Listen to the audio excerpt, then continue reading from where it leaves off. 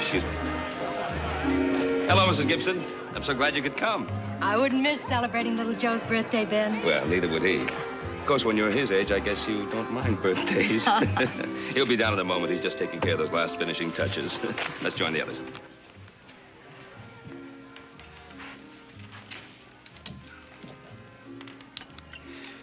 You know, you work on that left side a little more, you'll be a thing of beauty. Thank you. Oh, Ann Wilson will certainly be overcome. Unless she stands downwind of you. Out of my way, peasant. Seriously, Joe, why did you work so hard at getting Ann Wilson to come? Just one reason. She never gets out. Her uncle keeps her in the house. That poor kid never goes anywhere. You know something, younger brother? I've always thought of you as being something of a Lothario, but I think you're getting to be a good Samaritan. Oh, well, thank you very much. Speaking of good Samaritans, I hope you got me a decent present this year for a change.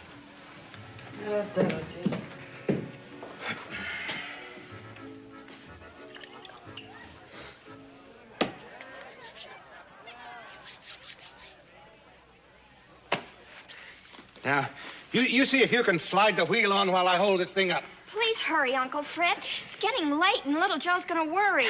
Drat little Joe. Him and his parties.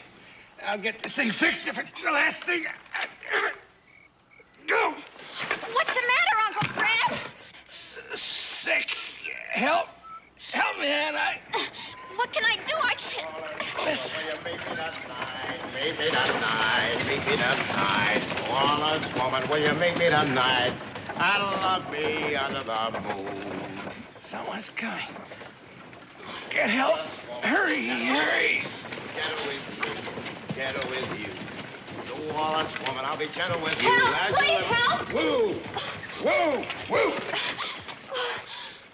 Oh, easy, little woman, easy. What are you doing out here alone this time of night? My uncle's sick. Help me take him to the Ponderosa. The Ponderosa? It just so happens I'm on my way there now. I surely am. Well, now, where is your uncle? Down there. Well, come on.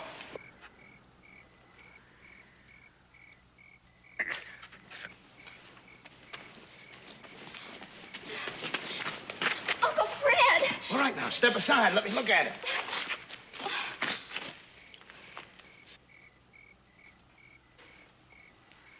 Your uncle's not sick, little girl. He's dead. Oh. All right, now, calm down. Calm down. These things happen. They surely do. Calm down. There. That's better. That's better. Yeah.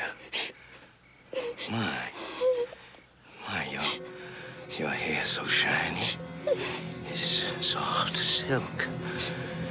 My, your skin is so soft.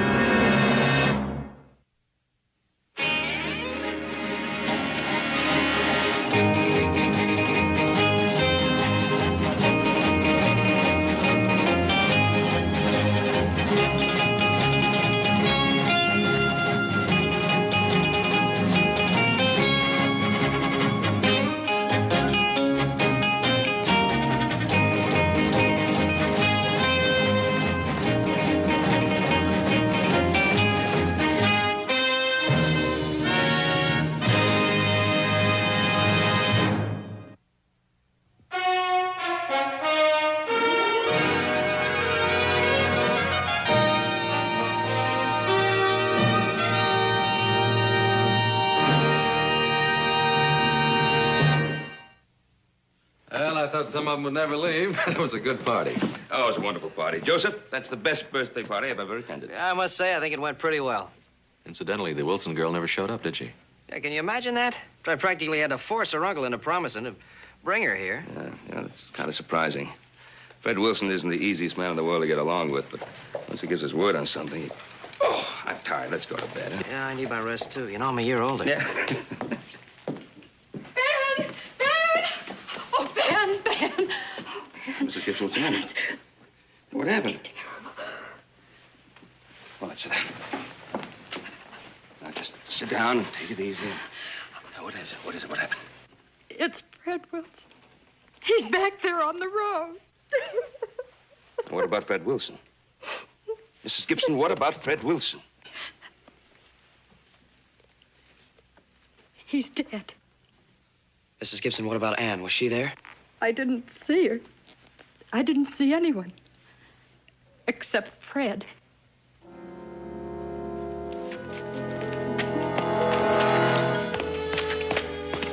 I think he's breathing, Paul. Yeah, give us pulse. Mr. Wilson? Mr. Wilson, can you hear me? He's conscious, Pa. He heard me. Better get him to the doctor as soon as possible. Is Anne with you? Mr. Wilson, where's Anne? Mr. Wilson? Can't answer you. He's had some sort of stroke. Maybe Anne went to get some help. Closest place is the Ponderosa.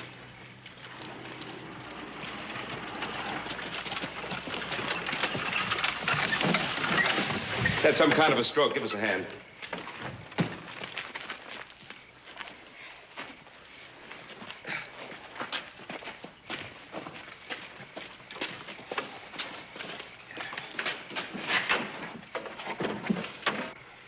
Did you see Anne on the way? No. We better start looking for her. Better take him into Doc Martin's right away.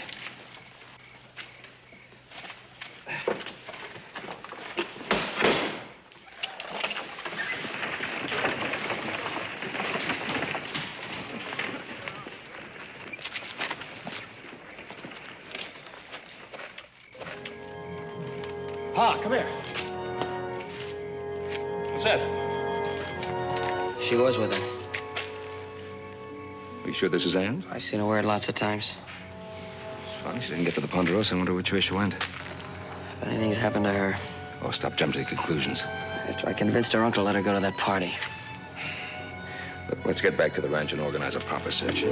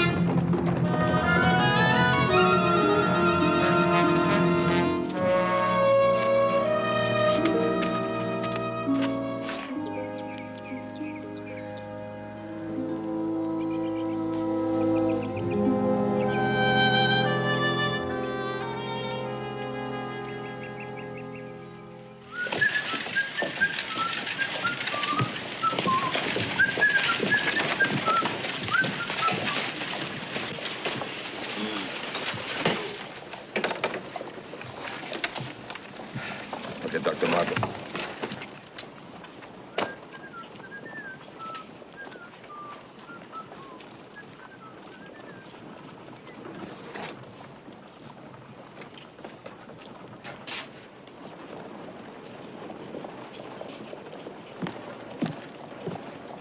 It's little Joe Cartwright, it surely is. Nice to see you, boy. That's a fact. Mr. Poole. That's right. Thought you might have forgotten. Poole the Thunderman, in person. We expected you yesterday. Oh, yes, I know, but I got a late start from Carson City. Just drove into town this very minute. I hope the delay didn't discommode you. I surely do. I hope that No, I didn't, Mr. Poole, it's fine, it's fine. Excuse me, will you? Yeah. The girl at the undertaker's? I'll be back in a little while, Ben. Keep an eye on her uncle for me till I get back.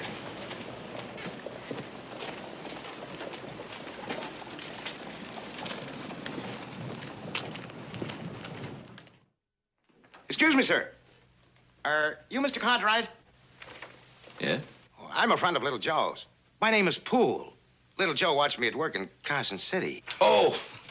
Of course, the explosives man. How are you, Mr. Poole? Fine, sir. Well, actually, we sort of expected you yesterday. I hope the delay caused no trouble for you. I do, for a fact. No, of course not. As a matter of fact, I'm glad you're here. I arranged with some neighboring ranchers to see your demonstration tomorrow at the Ponderosa. Well, I'll be there bright and early, sir, and I hope your neighbors enjoy my work. I'm sure we all will, Mr. Poole.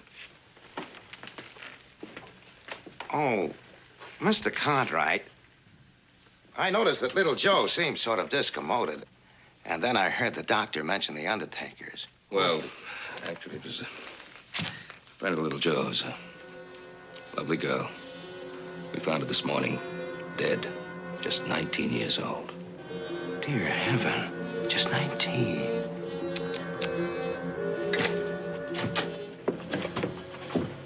You were right, Ben. It's a clear case of murder. Whoever it is a powerful man or a complete maniac. Her neck was broken. Excuse me, I want to take another look at Mr. Wilson.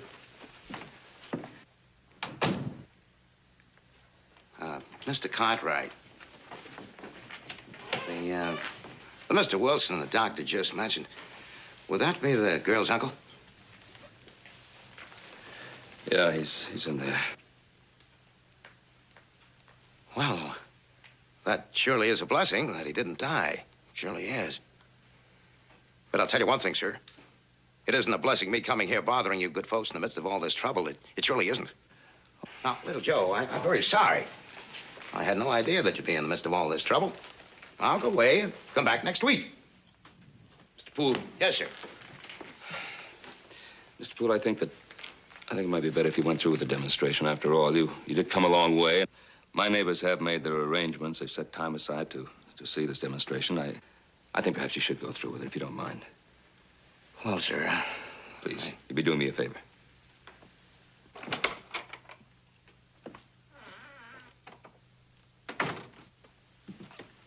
Can I go in and talk to him yet? Talk to him. Yeah, he might have seen something last night. Might be able to help us find the killer. How? He's paralyzed. He can't talk. Well, let me try. No, because you won't be doing him any good and you'll just be wasting your own time. Look, Doc, I've got luck. He's in good hands, Joseph. All right, maybe he is in good hands. But is he safe? What do you mean, safe? Look, sooner or later, the killer's gonna find out he's alive. He's gonna know he's a danger to him. Then what's gonna happen? Can you guard him 24 hours a day, Doc? No. But even if Fred does know who the killer is, he can't tell anyone. Well, the killer doesn't know that. Doctor, what Joseph says makes some sense. I just think he'd be better off out at the ranch. Would it hurt to move him? Not any more than he's hurt already. There's nothing more I can do here. Just keep him quiet and send for me if there's any change. Well, we'll see that he's well taken care of. Do you have a stretcher or something? Yes, of course. Help yourself.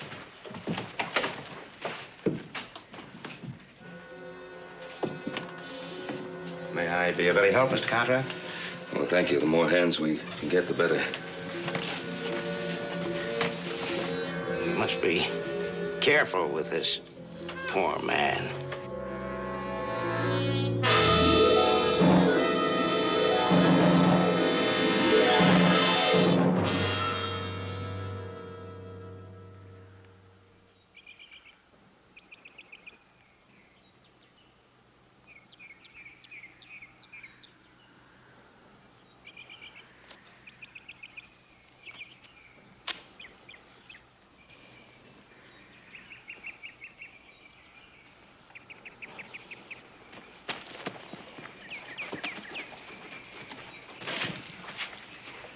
Even a Thunder Man has to be careful of that stuff.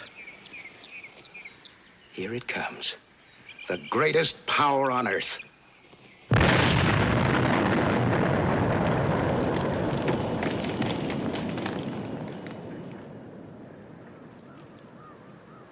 Mr. Poole, is it all right to go closer and have a look? Surely, Mr. Cartwright. Come along.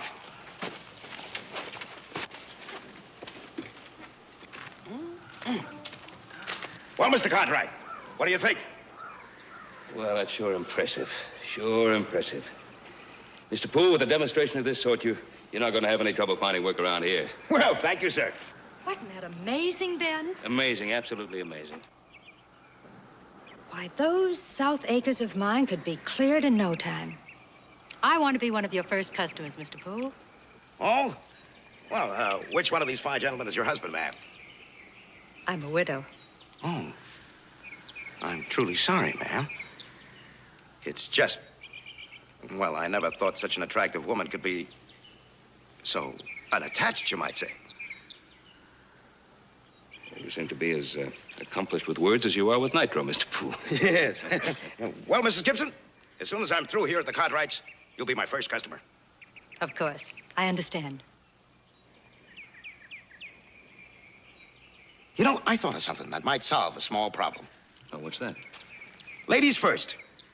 Why don't I take care of Mrs. Gibson's acres first and then come back here when your son's feeling better? Mr. Poole, that might be a very good idea. If it's all right with Mrs. Gibson. Of course, Ben. Would you like to start tomorrow? Bright and early, ma'am. Bright and early. Will you tell Mr. Poole how to get to my place, Ben? Of course I will. My. Such a pretty woman to be sorrowed by widowhood.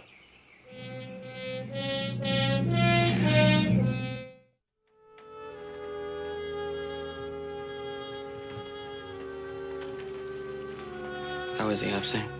He seemed just about the same. I can see it in his eyes. Wants to talk so badly, but he can't. Yes, little Joe.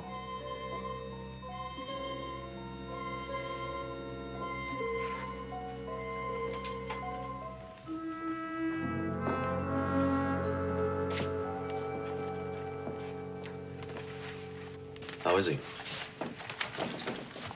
Oh, he's the same. Sure wish he could talk. Well, there's not much chance of that, according to Doc Martin. Have to ride over to Genoa, take a look at those McPherson yearlings. You want to come along? No, I don't think so, Adam. Why don't you come on? We'll be there a couple of days. Do you good. I said I don't want to. I'm sorry, I didn't mean that. I understand. If it's any comfort to you, I saw the deputy and his men on the road this morning. They're combing the area. Maybe they'll come up with something. Well, they better.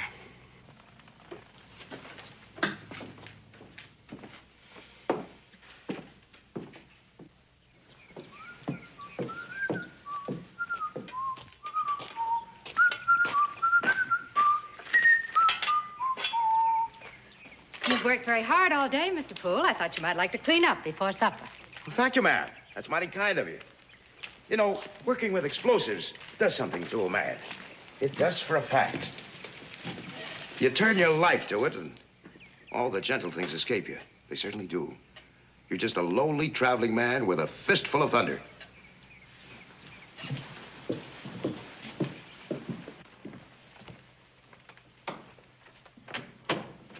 This house becomes you, ma'am. It surely does. Ben Cartwright was right. You do have a way with words, Mr. Poole. You can wash up over there. Thank you, ma'am.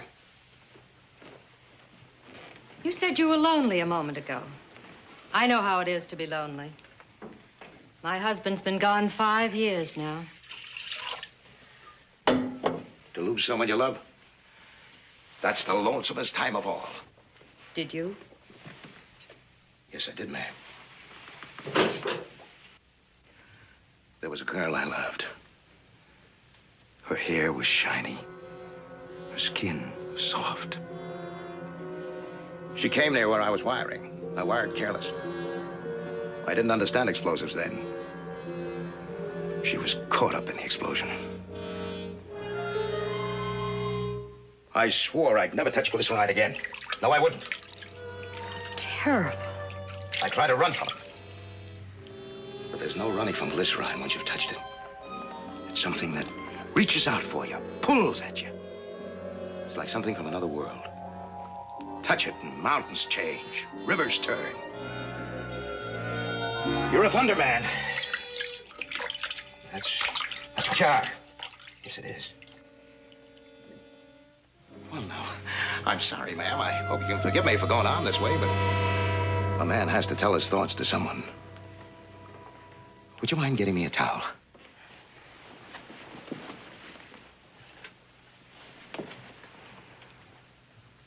The nearness of a woman. The soft and gentle things. I sure do miss them, ma'am. I surely do. Mr. Poole, a man like you would be very handy around a ranch. Did you ever think of settling down? Yes, I did, ma'am. But never really seriously. Maybe you should, Mr. Poole. Well, maybe I should at that. We'll have supper in a little while. Thank you, ma'am. Then I think I'll go over to the Ponderosa and tell them that I need a little more time here than I reckon. You surely have a large place here, ma'am. You surely do.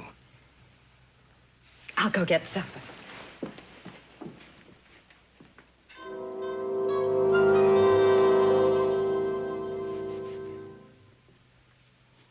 Well, it's going to be a little stiff, Paul, but you get over it. Sounds like we got visitors.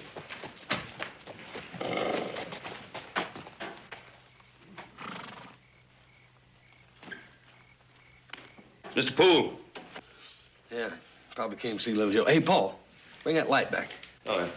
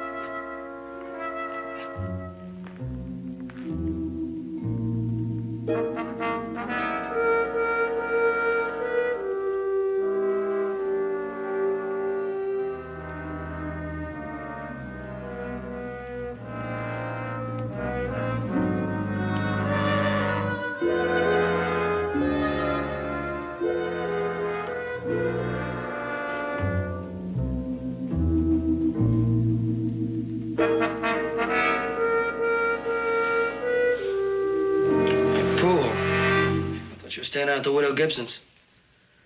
Oh, hello, Little Joe. Yes, I am. But Mrs. Gibson was very worried about poor Mr. Wilson here, so I thought I'd ride over and see how he was.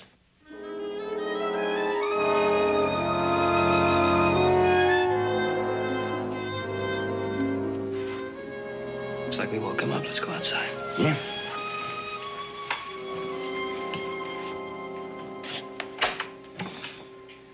I'm sorry about the way I came walking in. I surely am, but there didn't seem to be anybody here.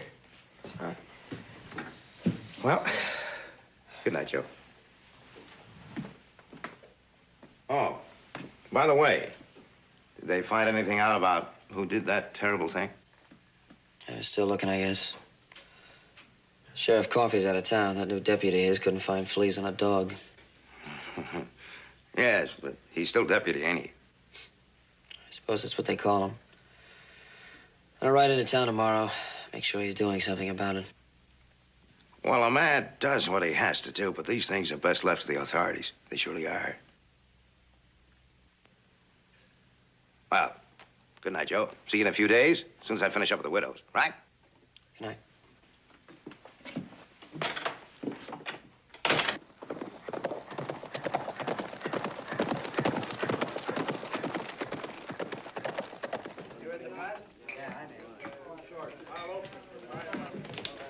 Seen Joe Cartwright? I hear you've been looking for me. I've been over to your office 3 times. Well, here I am. What do you want?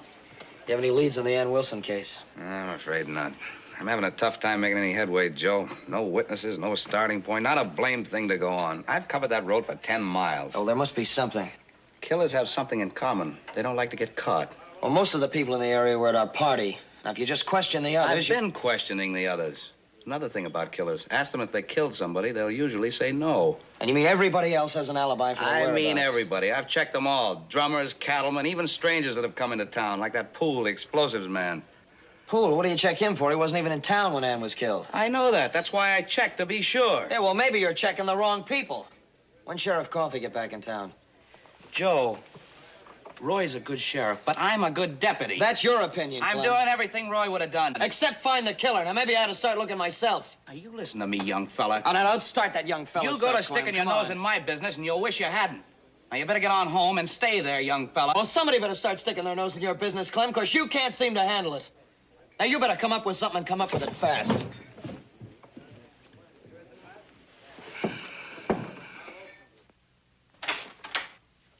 Who's that? It's me, Pa.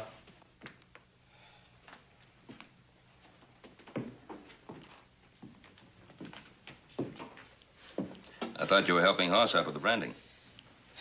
No, I went into town. What for? See the deputy? Do you have anything to report? No, nothing. Of course he does now. Oh, go ahead. What happened? I made a fool of myself. Tried to tell Clem how to do his job. Guess he got pretty mad. I know how you feel about Clem, Joe, but you've got to put this thing right out of your mind. Forget it. I wish I could, Pa, but I just can't forget that I went out of my way to make Mr. Wilson bring Ann to that party. Joseph, we all do things in our life for which we're sorry. But that doesn't mean that we must torment ourselves for the rest of our lives. But if I had just minded my own business, Ann and Mr. Wilson would have been safe at home that night.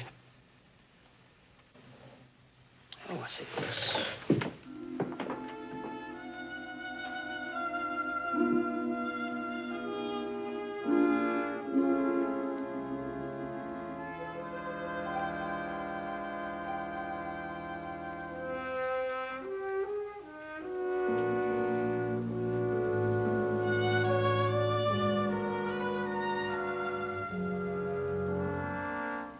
There was only something I could do.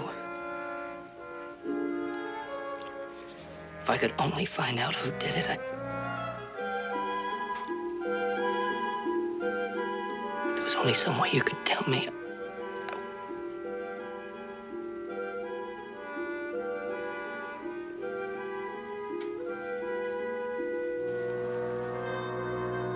Oh, what's the use?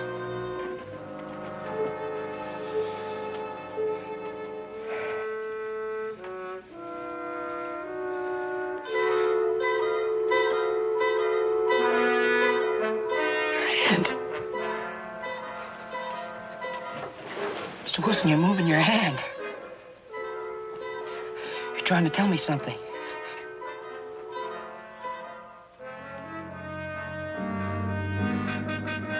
Could you write? Oh, God, could you write? I'll get you paper.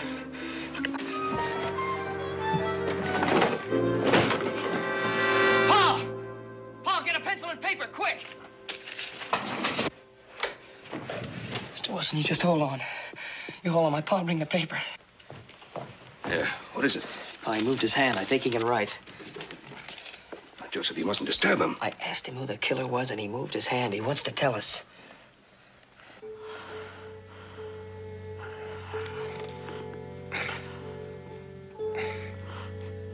That's it.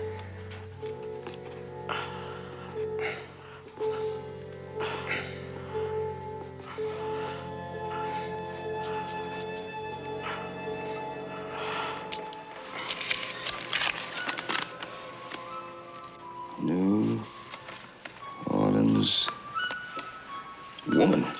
New Orleans woman. I don't understand. Mr. Wilson, are you trying to say the killer is a woman? Who is it? Easy, Joe. Let me try. Fred, if you know who the killer was, would you please write down his name?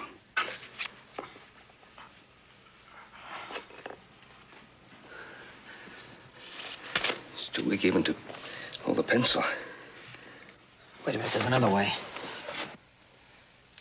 Mr. Wilson, you can close your eyes, can't you? Show me.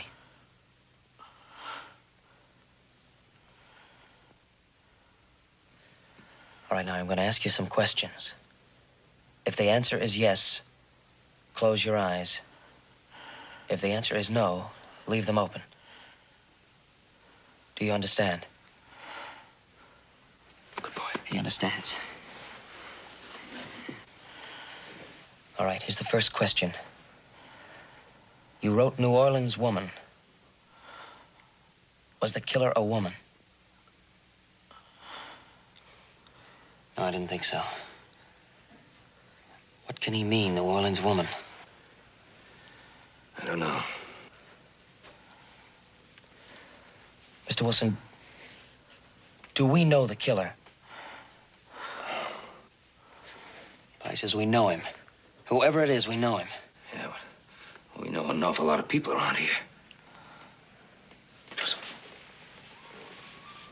Joe, when I was down in Louisiana, there's a song. New Orleans Woman. A song.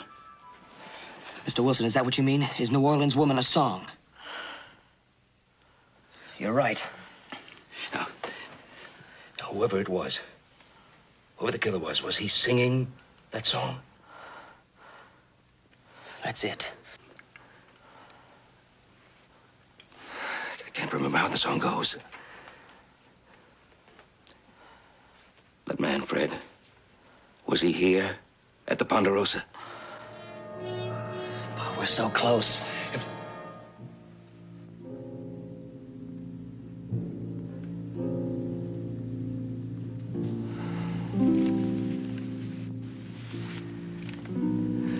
Tried so hard.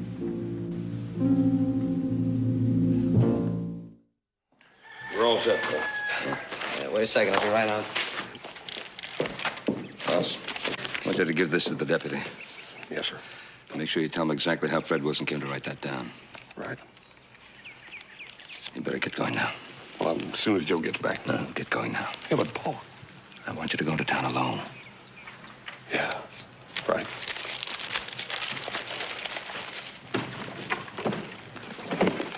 Hip, hip, hip.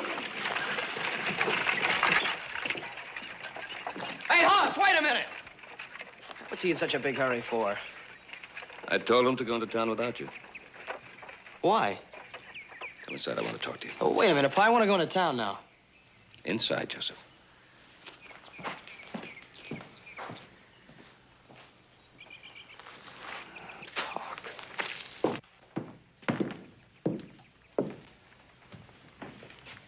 I don't want you to go into town. What do you mean you don't want me to go into town? Why? Well, you know what happened the last time. You made a fool of yourself. You admitted that. It's not going to happen again. Well, what do you want me to do? Stand around here and do nothing? Just forget all about it? I want you to stop losing your temper.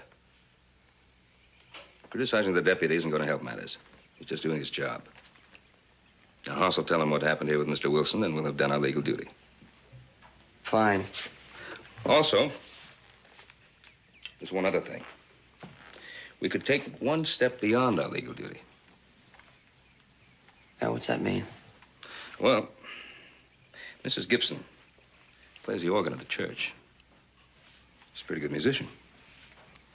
Now, maybe she knows the song New Orleans Woman. Sure beats the heck out of standing around here. Thanks, Pa.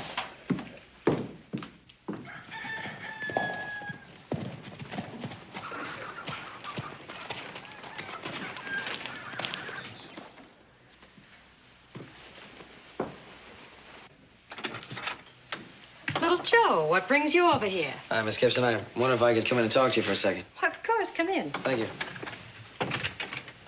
Is the pool still on the job? Oh, he finished blasting the first section this morning. Now he's piling the stumps to burn them. He's a pretty fast worker. Yes, he is. Here's the reason why I came over here. I had a question for you. I knew you knew a lot about music. Have you ever heard of a song called New Orleans Woman? New Orleans Woman. I don't think so. Maybe it's in one of these songbooks over here. Why are you so interested in this song, little Joe? I never knew you were musically inclined. I'm not especially, ma'am. Just this particular song. Here it is. New Orleans Woman. But do you think you could play it for me? Of course.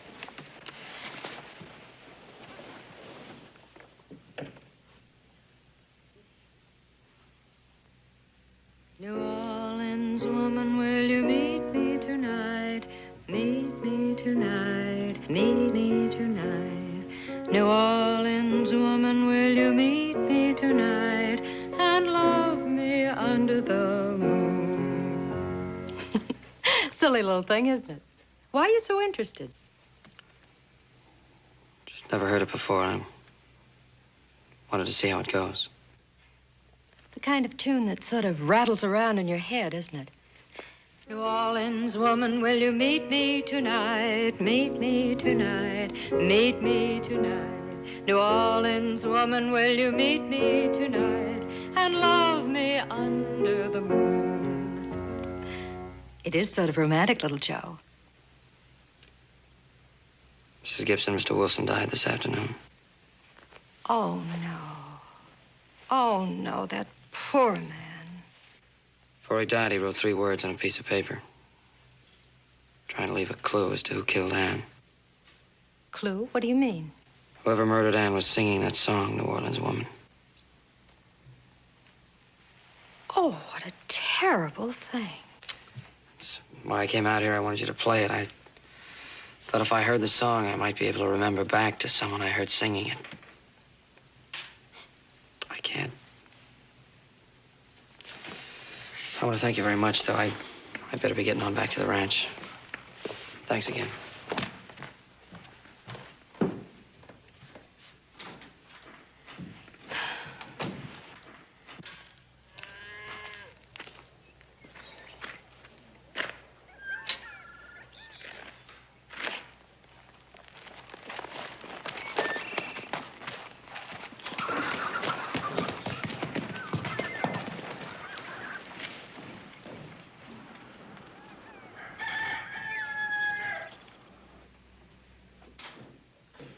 Oh, hello. Is that Joe Cartwright I just saw leaving here? Yes, it was. What's the matter? Something wrong? They think they have a clue to Ann Wilson's killer. You don't say. You don't say for a fact. Yes, little Joe believes that whoever killed that poor girl was singing this song.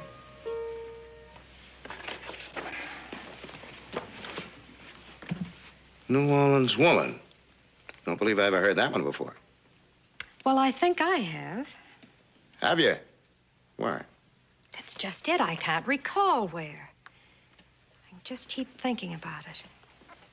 Couldn't have been at the concert at the Opera House. It's too cheap a piece for that.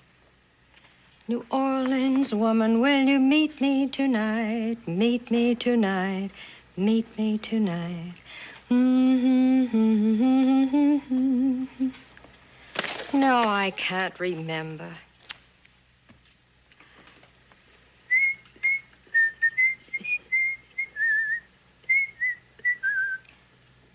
That's it. It was somebody whistling it. Whistling, Mrs. Gibson? Who did you hear whistling it? I don't think I can remember. I think I'd better be going. Where do you think you're going, my dear? Well, I think I'll go over to the Ponderosa. I think I ought to speak to little Joe. You see, I don't think I understood everything. No, ma'am. I don't think you should go over to the Ponderosa.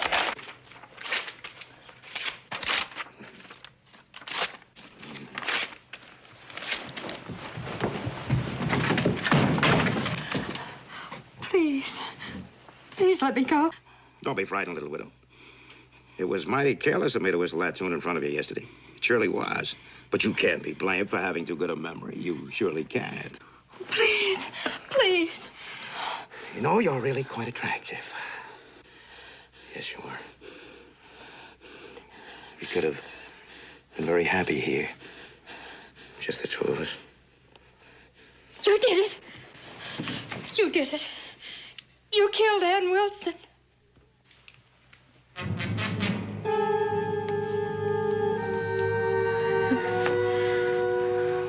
Lovely hair. So soft, fragrant, shiny.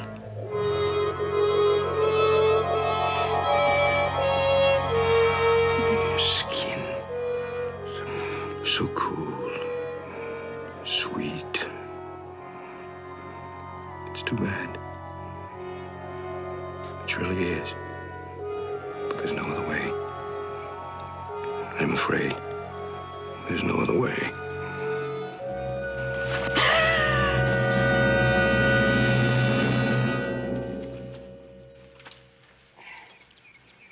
Next time, you just better watch where you're going.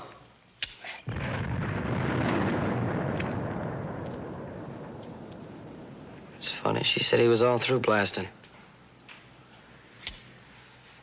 We better check it out, Coach.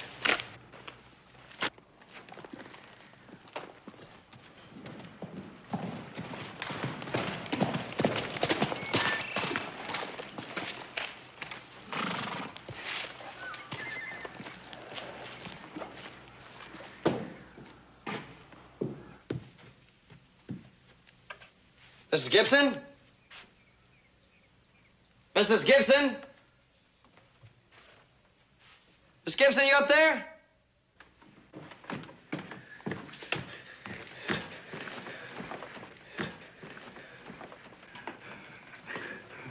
What happened? Poor woman. Poor woman. I told her to stand back. Poor thing. Her neck's broken. Part of the stump must have... Oh, she was such a wonderful woman. So sweet and so kind. She was so sorry for me wandering the countryside. She wanted me to settle down. We even talked about me staying on here. Well, I was just here a little while ago. She said you were through blasting for the day. Oh. Well, yeah. Yeah, I had. All except one little stump, which I wasn't even going to bother with. Right close to a fence it was. Wouldn't have been in the way of a plow at all. Why did you bother with it then? Well, you know women when they pay for something. She came out there a little while ago and insisted on me blowing out that little stump, and then somehow she got in the way, and poor thing, there was nothing I could do. Nothing. You better make room in your wagon. We'll have to take her into town. Yeah. Yes, of course, little Joe. Sure is a sad business. Surely is. I swear I'll never touch nitro again. I swear it, never!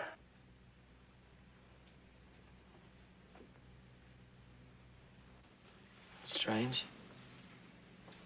Page ripped out of Mrs. Gibson's songbook. Could have done that.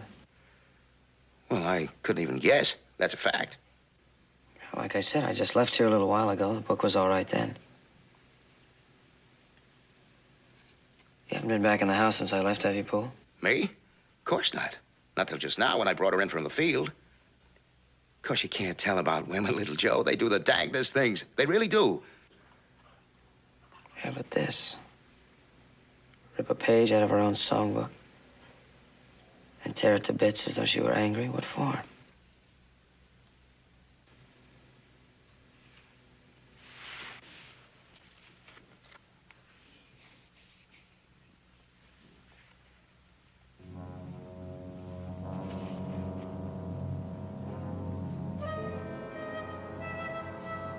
New Orleans woman. It's the song the killer was singing the night he murdered Anne.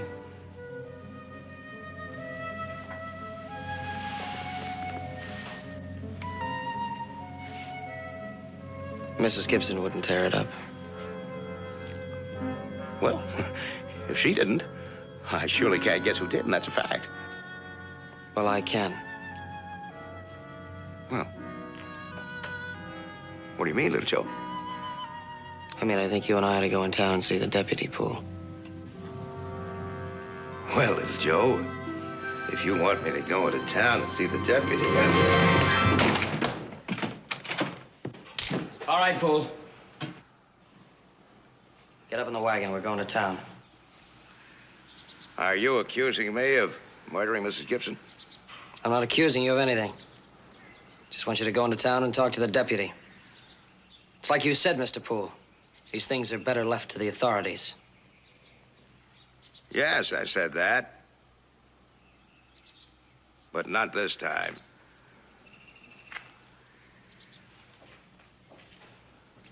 Go on, put it down. That's not going to do you any good this time.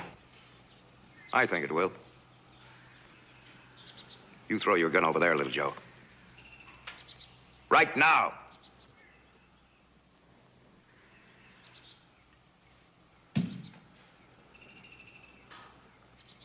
You shouldn't have mixed in. You really shouldn't have.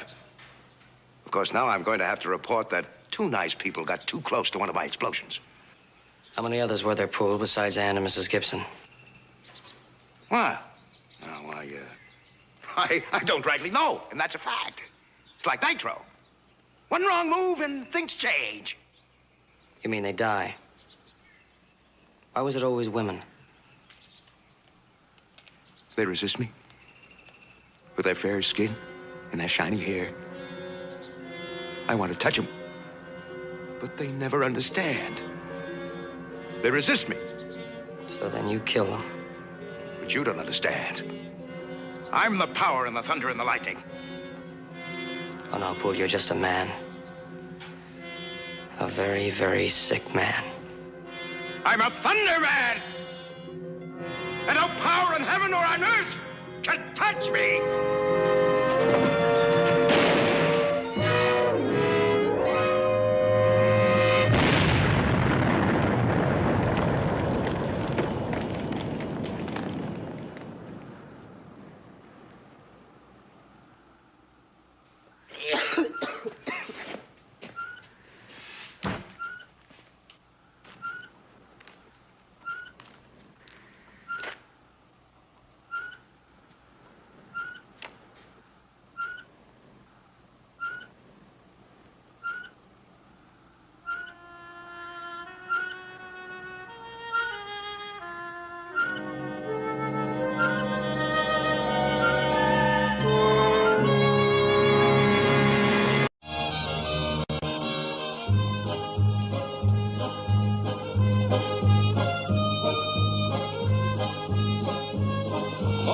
Dzień dobry, Daisy.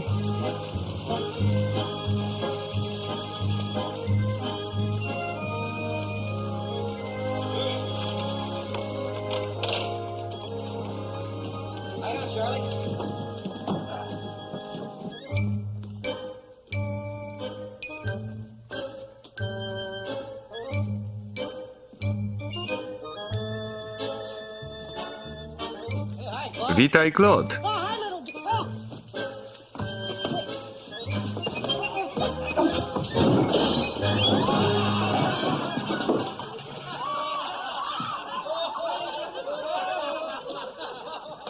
Zrobiłem dobry uczynek i co? Dlaczego ja posłuchałem Daisy i zatrudniłem Claude'a Millera? Rozumiem. Pracował u mnie kiedyś. Pierwszego dnia zostawił otwartą beczkę z melassą. Ma dwie lewe ręce. Claude, załaduj rzeczy Cartwrightów na wóz. Tak, panie Wilson. Przepraszam, już idę.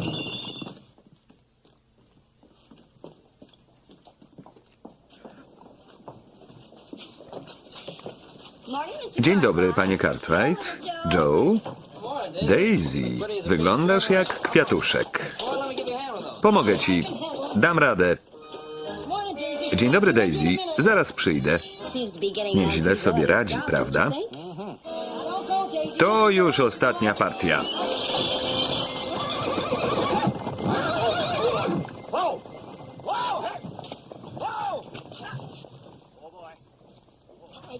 Nie wiem, jak to się stało, ale ja wiem. Zdejmij fartuch. Zwalniam cię. Proszę mi to odliczyć z pensji. Narobiłeś tyle szkód, że nie jestem ci nic winien.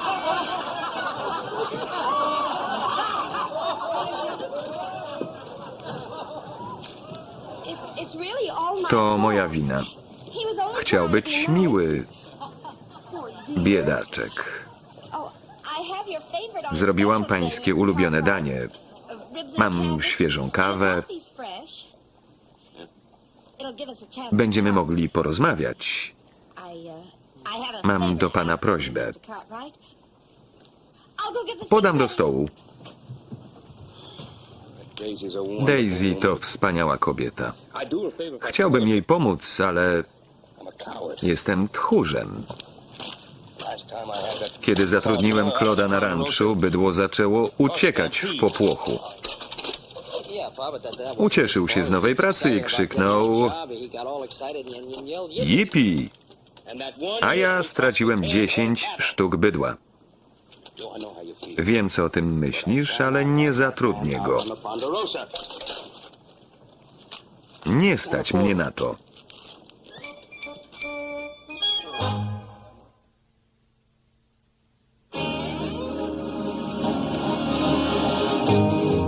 Bonanza.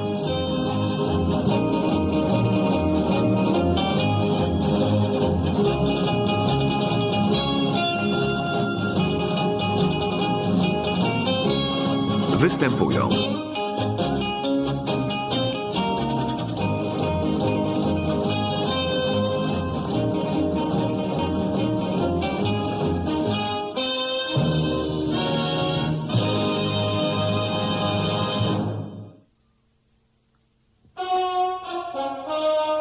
niespodziewane bogactwo.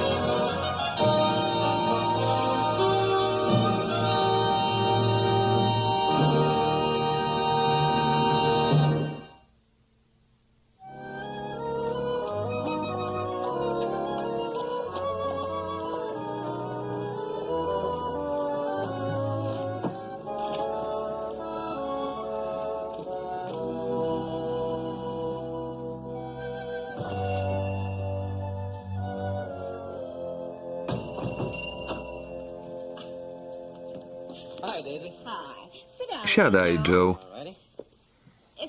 Twój tato nie przyjdzie? Nie, jego koń zgubił podkowę. Nigdy nie umiałeś kłamać. Twój tato boi się, że poproszę, żeby dał pracę Claude'owi. Tak, ale koń naprawdę zgubił podkowę. Chciałam go prosić o przysługę. Napijmy się kawy. Claude coś sobie znajdzie. Tak, ale biedakowi ostatnio się nie wiedzie. Mizernie wygląda. Chyba mało je. Tylko my dwoje wiemy, jaki Claude jest naprawdę. Wielu mężczyzn radzi sobie dużo lepiej, ale Claude ma złote serce. Zostało mu tylko 2 przyjaciół. My. A ci 2 poszukiwacze srebra?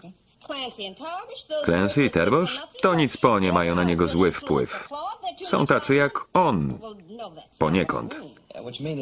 Do niczego nie dojdą. I niczego nie wykopią. Niektórzy ludzie powinni pracować na własny rachunek. Gdyby Claude miał taką możliwość, stanąłby na nogi. Ty możesz mu pomóc. Ja? Claude nie ma nic, oprócz tego kawałka ziemi przy Box Canyon. Kup od niego tę ziemię. Co?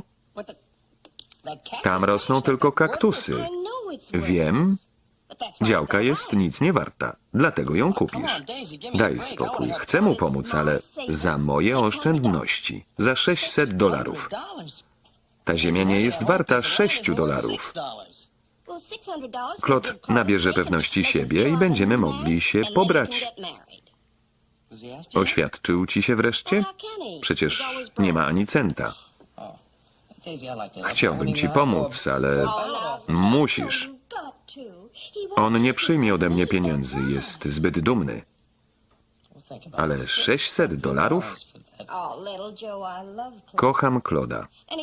Jest dla mnie wart o wiele więcej. Mam przed sobą cel. Tylko tak mogę go osiągnąć. Przysięgnij, że nikomu nie powiesz, skąd wziąłeś pieniądze. Nawet ojcu.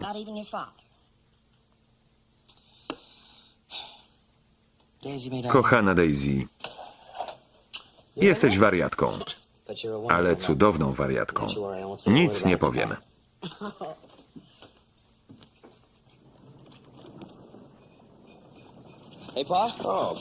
Szukałem cię. Jedziemy. Mam prośbę. Chodzi o Daisy. Chciałbym jeszcze trochę zostać w mieście. Niedługo przyjadę. Niedługo. Jutro zwozimy siano. Dzięki. Coś ci powiem o twoim przyjacielu Claudzie. Powtarzałem to tobie i twoim braciom. Dopóki sam, bez pomocy nie staniesz na nogach, stale będziesz się przewracał. Masz rację. Ja i Daisy chcemy go trochę podtrzymać. Ty i twoi bracia zawsze musicie się bawić w Don Kichotów? To dziedziczne.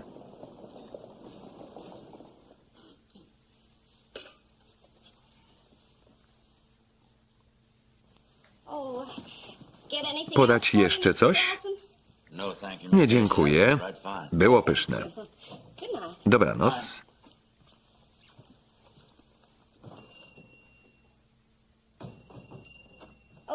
To nowy zastępca szeryfa. Przykro mi, że tak długo czekasz. Nie mam pojęcia, gdzie jest Claude.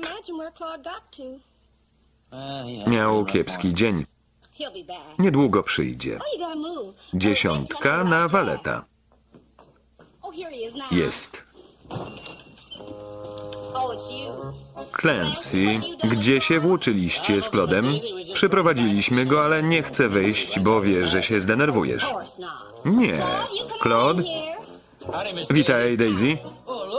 Jak się masz, Joe? Tarbosz? Wyjdź, Claude. Przepraszam, Daisy. Na pewno nic nie jadłeś. Przyniosę owoce. Był w swojej chacie i chciał jechać w góry. Zgadza się. W góry. Chyba nie zostawiłbyś Daisy. Nie, ale po tym jak straciłem pracę, mówiłem mu, bywałeś w gorszych tarapatach. Poznaliśmy tego jegomościa, jak przyjechał tu na zachód. Wiesz, gdzie to było? Gdzie? Na kompletnym bezludziu. Indianie spalili wozy i pozabijali jego towarzyszy, ale jego zostawili w spokoju. Nie oskalpowali go. Zgadza się. Dzięki, że go odprowadziliście. Usiądź, Claude, pogadajmy. Przepraszam, że potłukłem lampy. Jak tylko coś zarobię, zwrócę ci pieniądze. Świetnie. Zawrzyjmy transakcję. Jaką? Jestem zainteresowany kupnem twojej ziemi. Co? Biznes to biznes. Zapłacę ci $600, ani centa więcej. $600?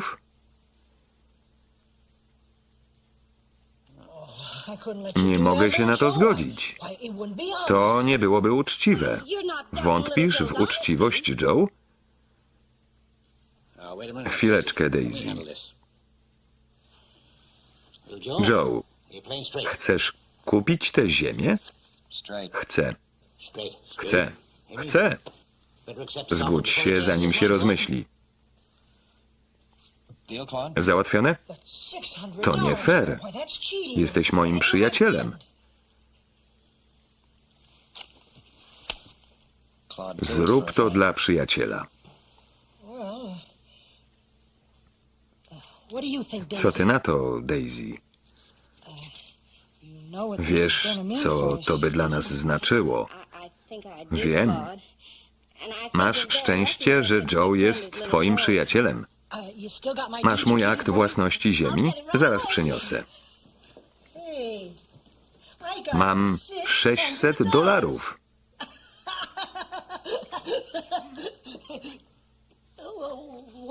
Co się stało, Clancy? Cieszę się, że los się do ciebie uśmiechnął.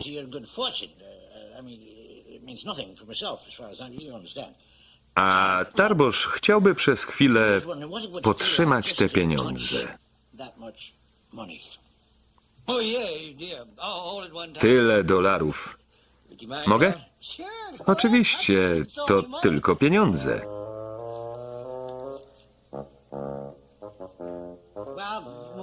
Boisz się?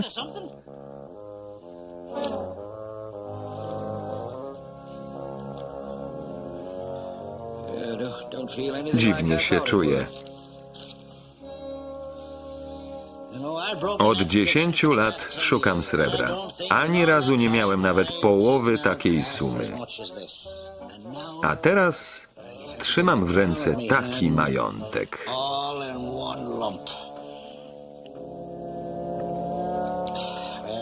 Gratuluję, Claude.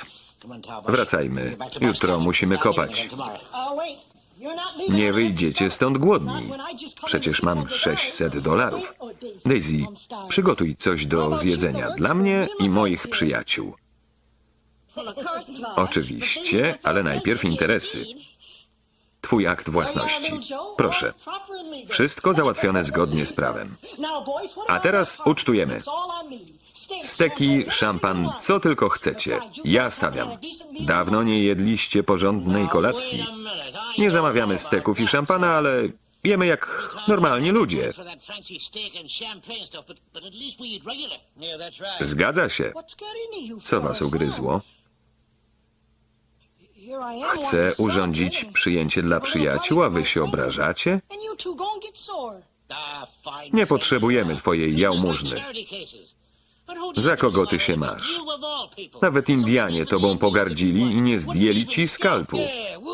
Zgadza się. Idziemy, Tarbosz. Przykro mi. To nie twoja wina. Są zazdrośni i tyle. Wszystko przeze mnie. Wcale im się nie dziwię. Zrób coś dla mnie. Już to słyszałem. Kup ich działki. Co? Dlaczego? Zapłacisz im po $200. Będzie sprawiedliwie.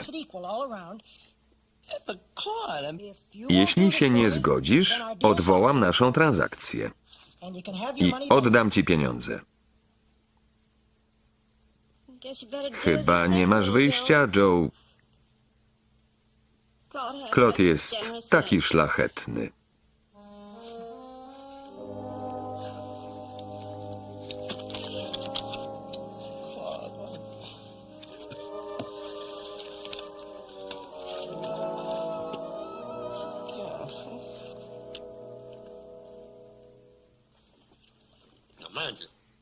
Nie chodzi mi o wczoraj, tylko o dzisiaj.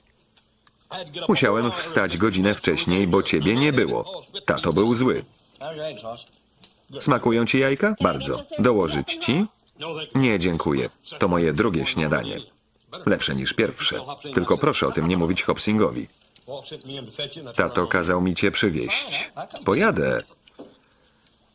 Ale po drodze kupimy 2 działki przy Box Canyon. Co? Ty kupisz. Ja wczoraj nabyłem ziemię Claude'a Millera. Tato ma rację. Oszalałeś. Jajka ostygną. Straciłem apetyt. Zrobisz tak. Nic nie zrobię. Przez tego Claude'a w głowie ci się pomieszało. Dlaczego ty się z nim zadajesz? Tobie wolno pomagać wszystkim nieszczęśnikom od Virginia City po Klondike? Nie zmieniaj tematu. Jedziemy. Dobrze. Powiem tacie, jak wydałeś $100, które dostałeś za pracę w tartaku.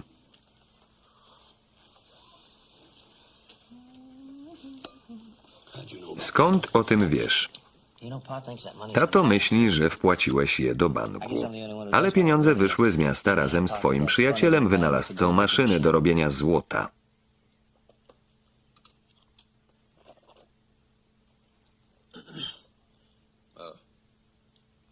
Joe, możemy zajechać na te działki, które chcesz kupić.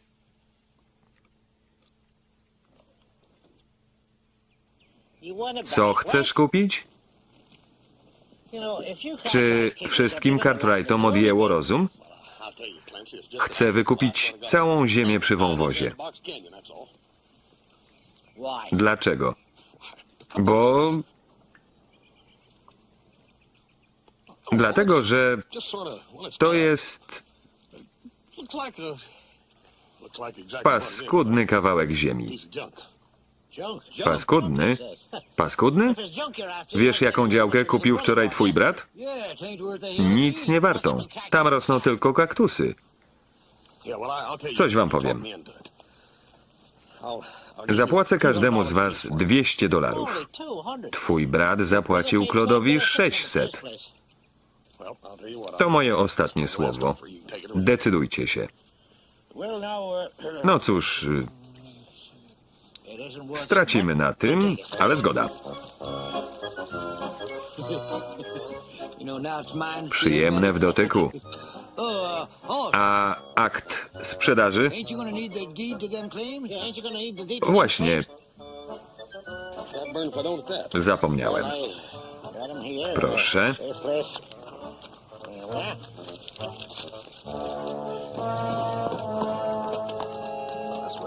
Wszędzie cię szukam. Kupowałem działki. Sprzedaliście ziemię? Głupich nie sieją, sami się rodzą. Nam też trafił się Cartwright. Jesteś zadowolony?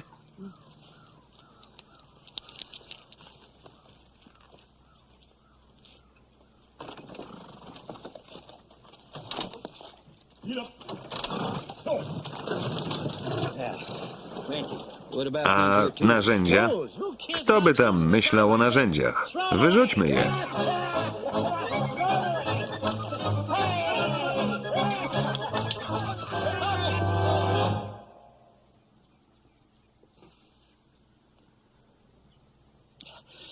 W porządku, Claude. Co zrobimy z dynamitem? Zakopiemy go. Zaczekaj. Mam lepszy pomysł. Pokażmy światu, co naprawdę myślimy o tym cholernym... o tym rajskim ogrodzie. Chodźcie.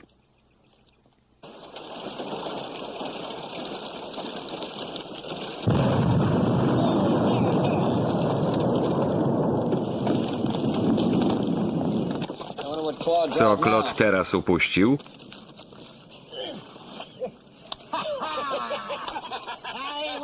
Niezły wybuch, co?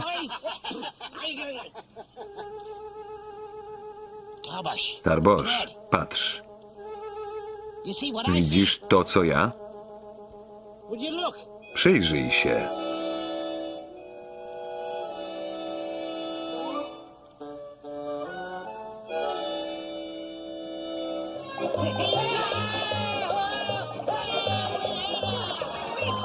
Znaleźliśmy.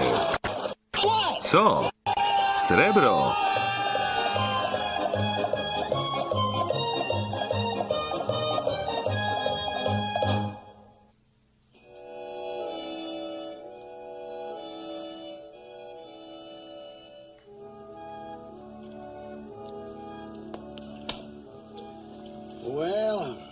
Dużo zależy od szerokości złoża. Trudno to ocenić. Mam tylko jedną próbkę. Tam jest tego mnóstwo. Zgadza się. Niektóre są wielkie. Jeśli tak, znaleźliście prawdziwą żyłę srebra.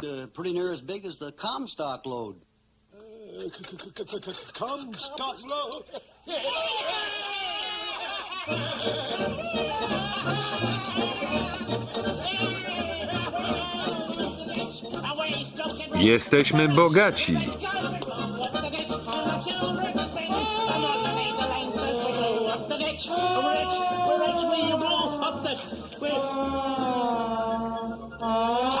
Co ci jest? To już nie jest nasza ziemia. Co? Sprzedaliśmy ją jemu. Jemu? Ty złodzieju, ty oszuście. Jak ci dołożę, to nakryjesz się nogami. Clancy, przestań. Co? To nie on kupił waszą ziemię, tylko ja.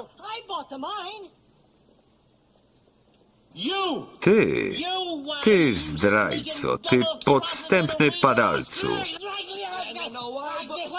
Clancy kupił ją, żeby dwóm upartym idiotom, którzy nie chcieli z nim zjeść kolacji, też się poszczęściło. Wiem, jak się poczuliście, macie swoją dumę.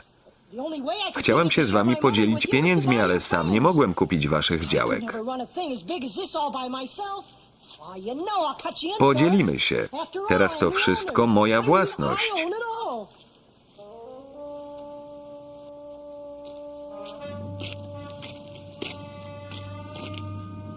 To wszystko moje.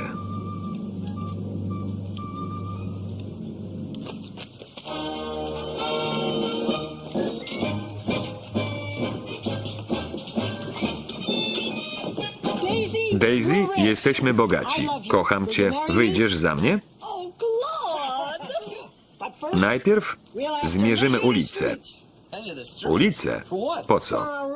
Moja królowa będzie szła po czerwonym dywanie. W dniu ślubu. Dzień dobry, panie Cartwright. Joe, wyglądasz fantastycznie. I tak się czuję. Dzisiaj wraca Claude. Wraca? Nasz milioner wyjechał? Do San Francisco. Zamówił tam różne maszyny. Spodziewałem się zaproszenia na wielką uroczystość. Nie wyznaczyliśmy daty. Claude jest zajęty. Clancy i Tarbosz mu pomagają. Spieszcie się. Od soboty nie było żadnej zabawy. O mój Boże.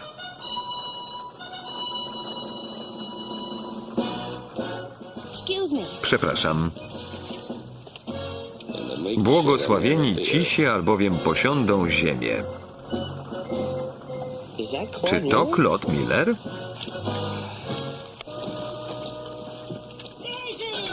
Daisy. Panie Cartwright, proszę mi wysłać rachunek za 10 sztuk bydła. Gdyby pan potrzebował pożyczki, może pan na mnie liczyć.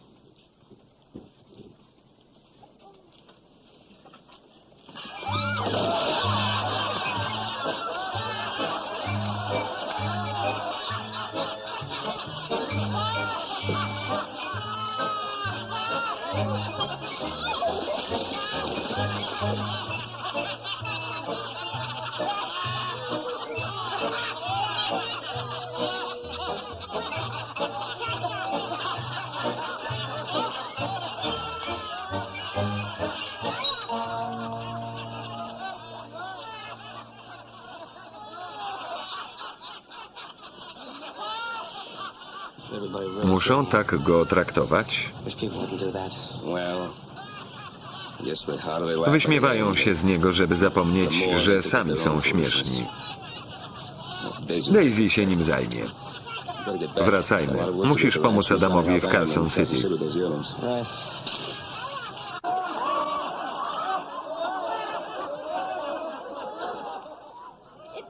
Nic się nie stało. Wyczyszczę to.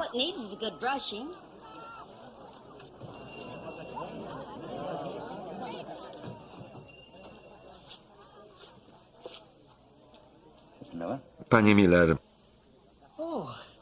dziękuję. Chwileczkę. Za fatygę. Zrobiłem to z przyjemnością. Nadal się ze mnie śmieją. Nie musi pan tego znosić. Może pan ich wszystkich kupić.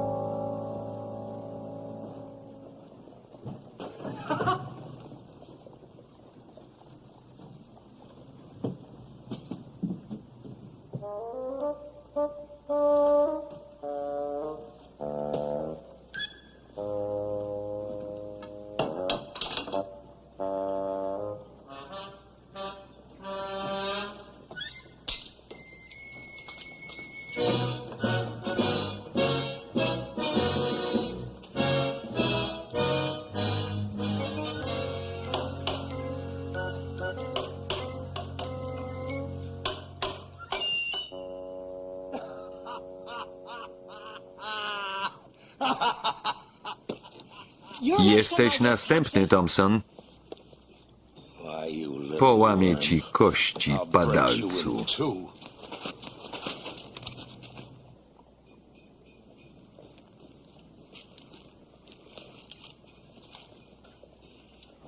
Dziękuję. Nie zapomnę tego.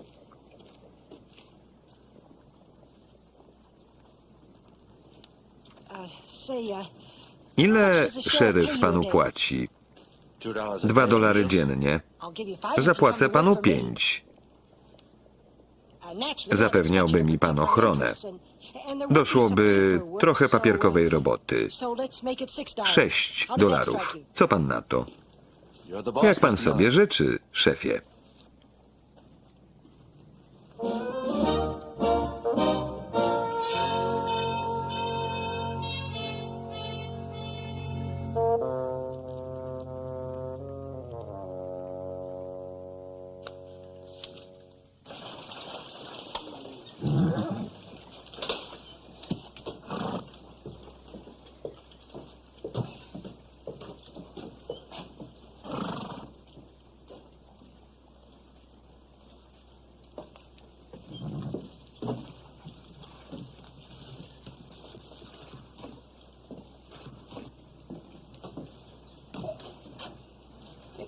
Co tu się dzieje?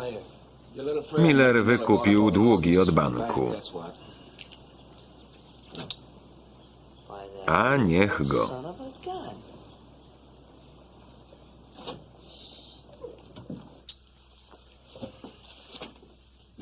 Nie chcę panu przeszkadzać, ale musi pan podpisać. Oczywiście.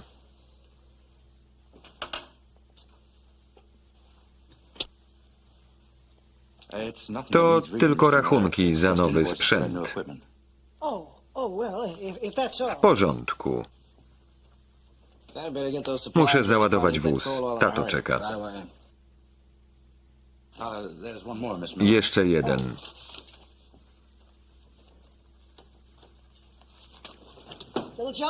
Joe, gdzie ty się podziewałeś? Ustanowienie pełnomocnictwa.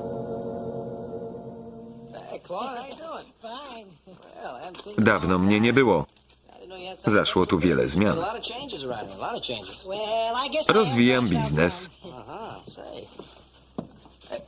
Mogę?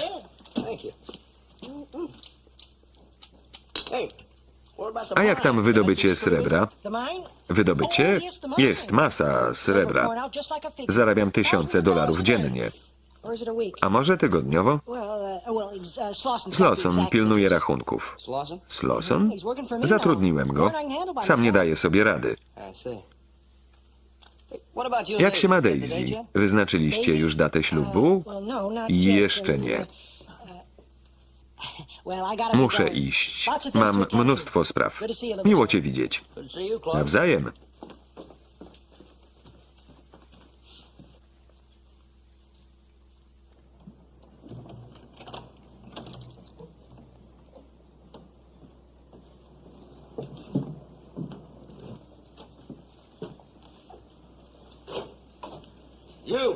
Hej, ty! Mogę coś dla ciebie zrobić? Już dość zrobiłeś. Zrujnowałeś mnie. Zabrałeś mi dom, farmę, wszystko. Oprócz tego, to mój ostatni dolar. Weź go. Już nic mi nie zostanie. Wtedy cię zabiję.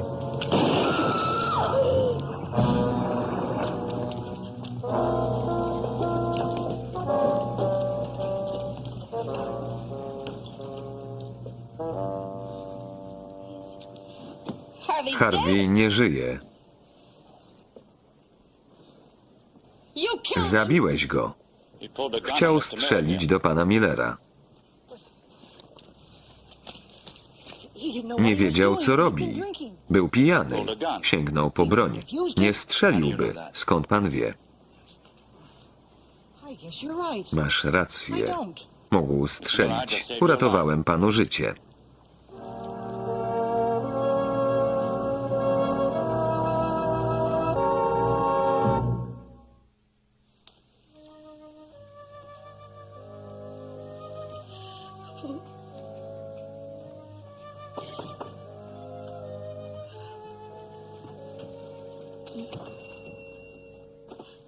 Przyszedłem, jak tylko dostałem wiadomość.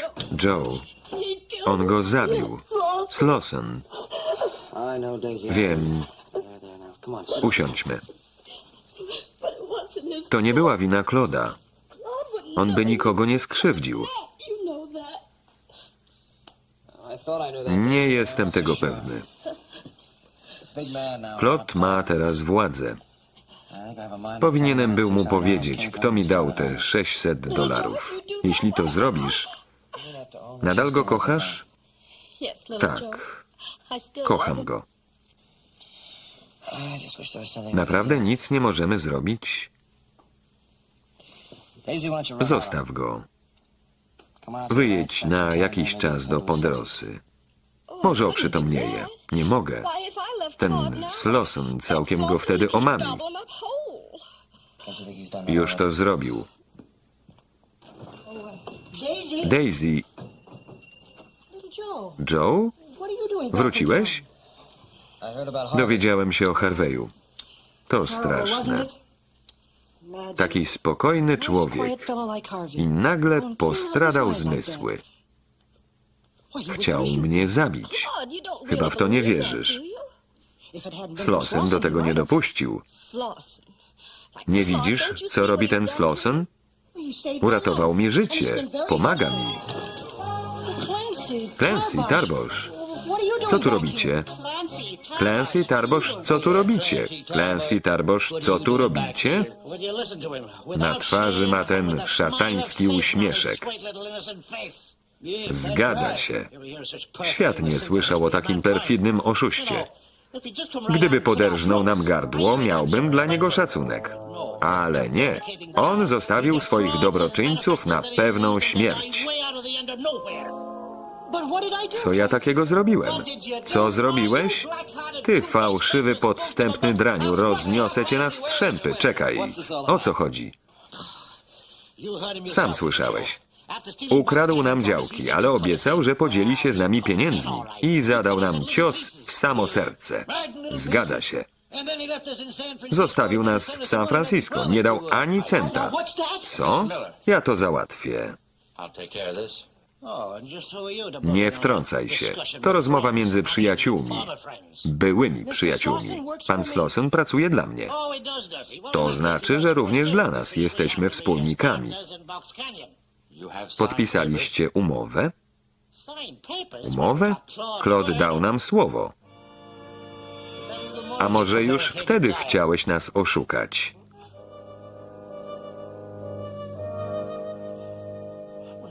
W grę wchodzą interesy. Oczywiście zadbam o was. Przypomnij mi, żebym wypłacał pensję... Pensję? Ty parszywy gnoju. Przestań. Chodźmy stąd. Jesteś jak trędowaty. Dlatego Indianie cię nie ruszyli.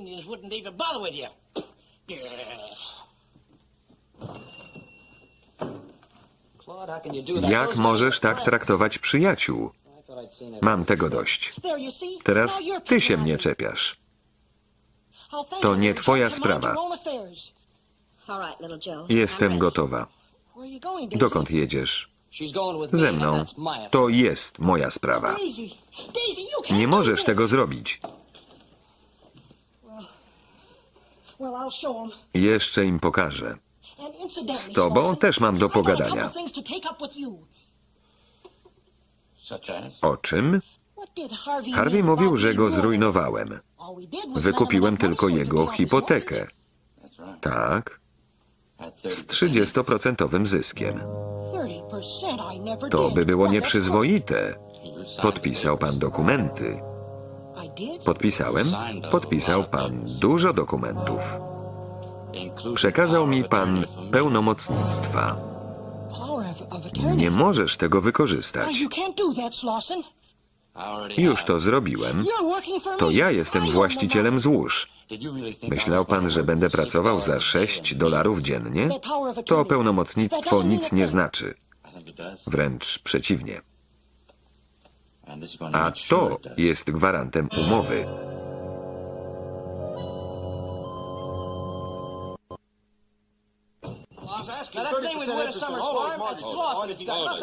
Cisza. Mów. W jaki sposób Claude stał się właścicielem złóż srebra? To skomplikowana historia. Nie mam na to czasu. Kupił je? Za co? Hoss je kupił. Ty je kupiłeś? Tak. Od Clancy'ego i Tarbosza. Hoss kupił je dla Claude'a. Za $400. Skąd Claude miał $400? Ode mnie. Dałeś mu $400? Niezupełnie. Dał mu $600. 600? Dlaczego? I po co? Za tę działkę. Wiem. Co wiesz? A jeśli nie mogliby tam wjechać? Kto? I gdzie? Claude pożałuje, że sprzedał mi tę ziemię.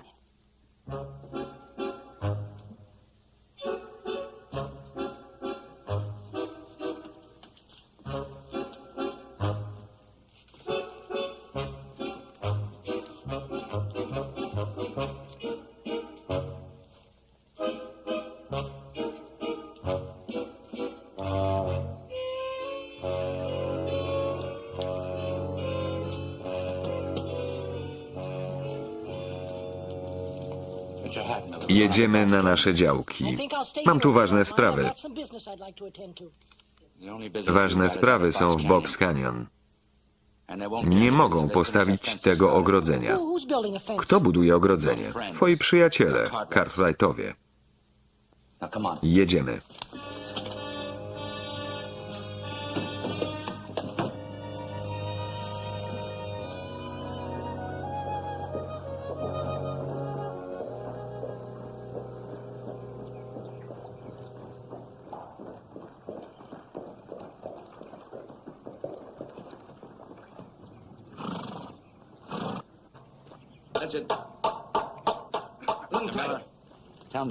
Powiedz, żeby zlikwidowali to ogrodzenie.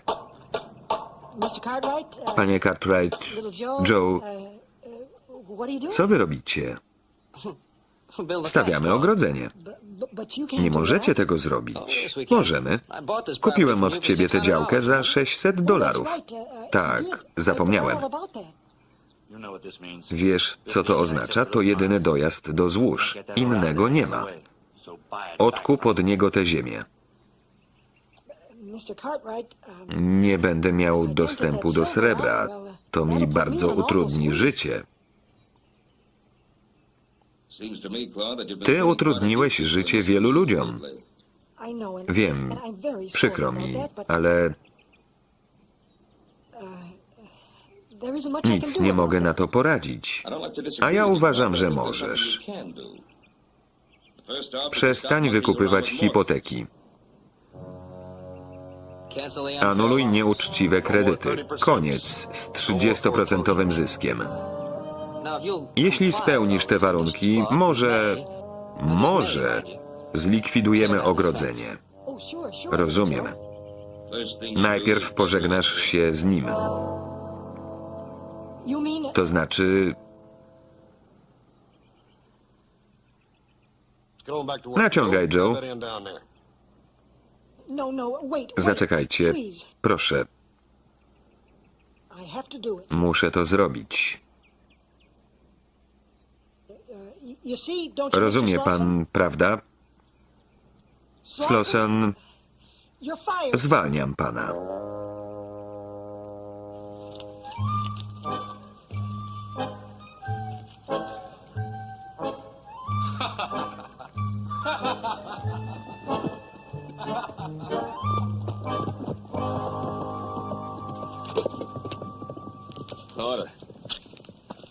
Musieliśmy cię przyprzeć do muru. Zrobiliśmy to niechętnie. Odsprzedam ci ziemię. Nie, zatrzymaj ją. Na wypadek, gdybym znów zwariował. Dobrze, pojadę z tobą do miasta. Ze względu na Slausona, dziękuję, ale stanąłem na własnych nogach i chętnie się przespaceruję.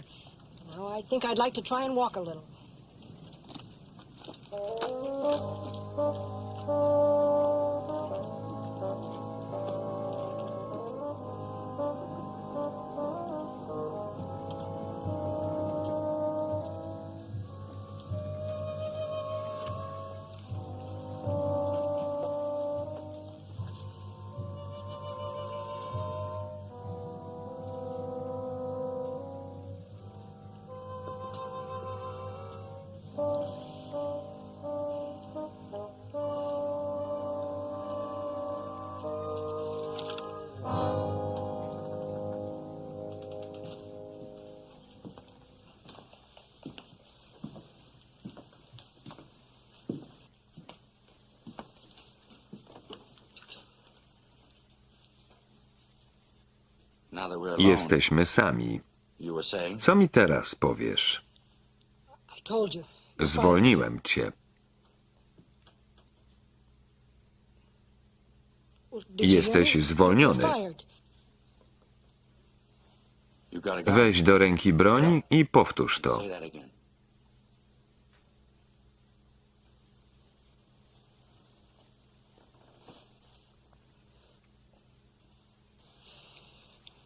Zwolniłem cię. Nie słyszałeś?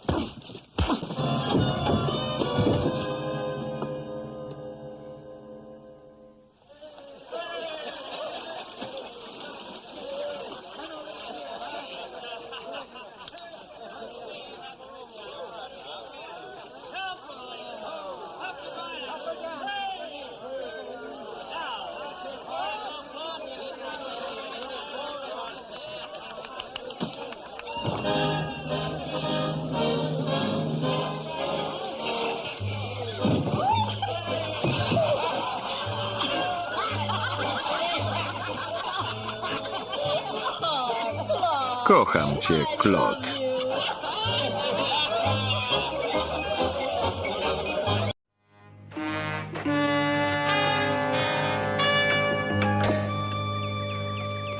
I'll tell you, Pa, I sure thank him, little Joe.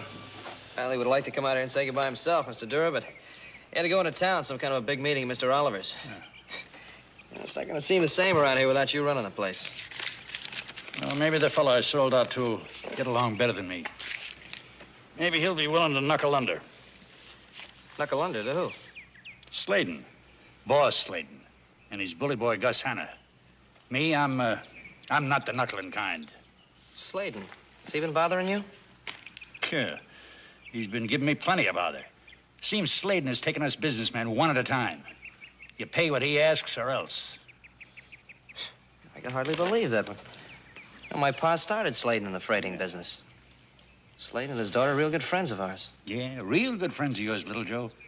You'd be surprised how much that's helped Sladen in what he's trying to do.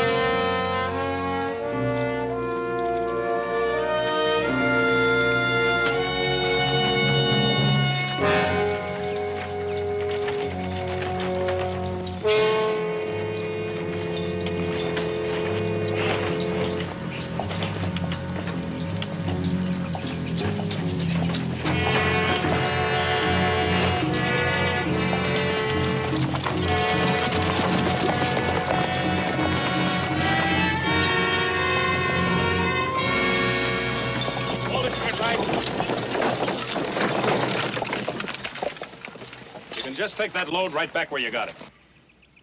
What are you talking about, Gus? You know better than to try any hauling. Your old man's got a contract with Washoe Freight. I'm not hauling freight. I'm doing ranch chores. This ain't Ponderosa land. It's a public road, and that makes it Sladen's territory. Sladen's territory? You must be out of your mind. You can't stop me from using a public road. Well, we're doing it, ain't we? You're gonna get out of my way.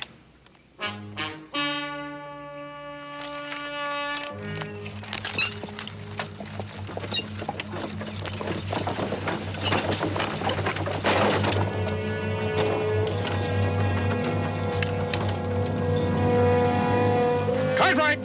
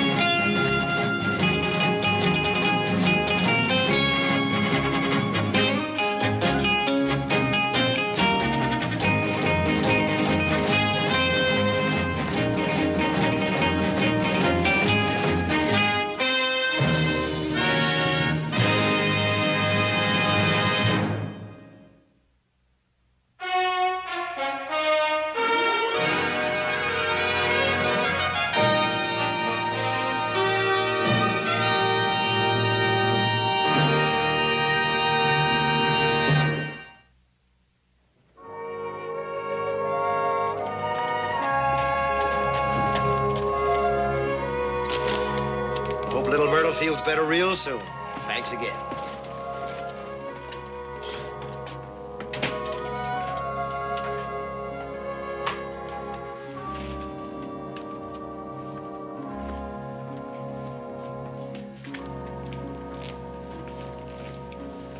What do you do that for? We want to talk about Tom Slayton. Well, is that the only way we can talk, behind closed doors? Just how well do you know Slayton, Ben? How well do I know him? Well, I know what things were like before he got here. We had 3 freight lines that were broken down. Half our supplies never got through, and the road agents were stealing his blind. And now Slayton's stealing his blind. You know the way he's jacked up his rates. This keeps up, we'll all go bankrupt. Well, didn't anyone talk to him or try to reason with him? Yeah, Bill Haney did. And the next night, his store was burned down real mysterious-like. Now, hold on. You're not saying Tom Slayton did that? It's the same thing. He got Gus Hannon and his bully boys to do the job for him. Slayton sits back while they do the rough stuff.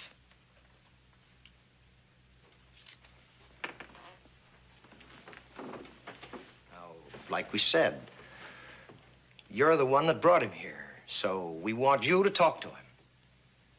We don't want the same thing to happen to us that happened to Bill Haney. Yeah, sure. Of course I'll talk to him.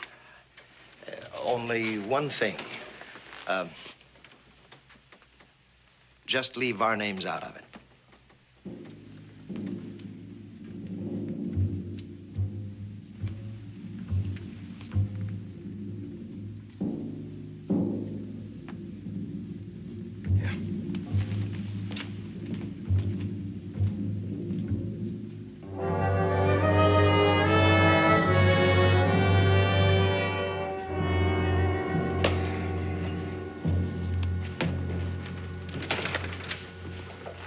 Well, Ben, sorry to keep you waiting, but I just heard you were here. Tom? Guess who just got off the stage? Who was that?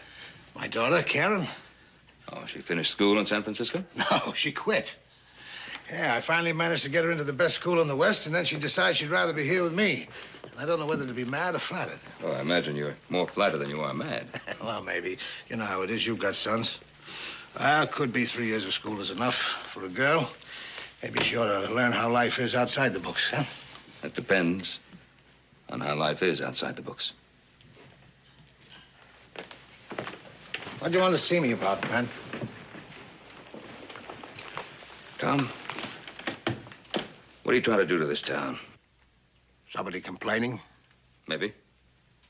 I raised my rates to meet rising costs, Ben.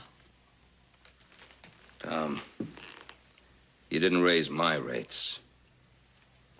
Well, you're a friend of mine. Besides, you're responsible for my being here. Anyway, Sam, Dura was talking about bringing in another freight line. And you wouldn't let him? Couldn't let him.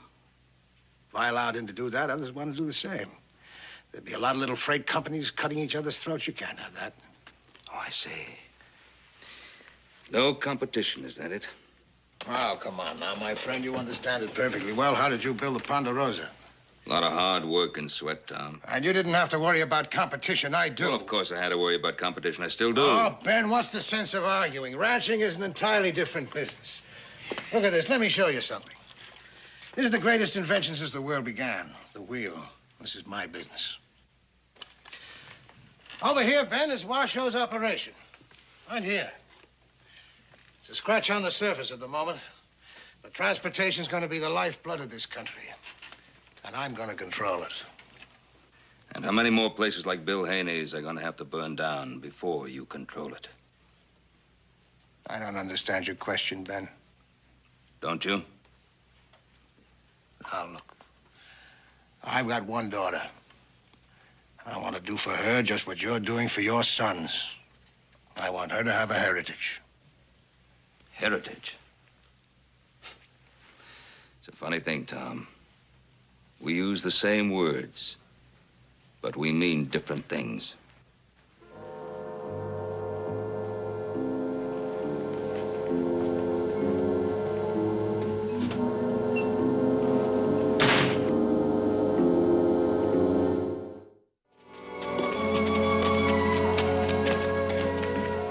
Paul.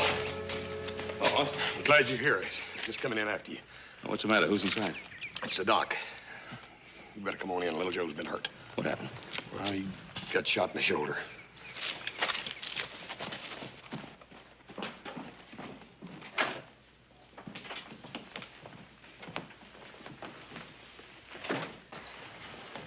How is he?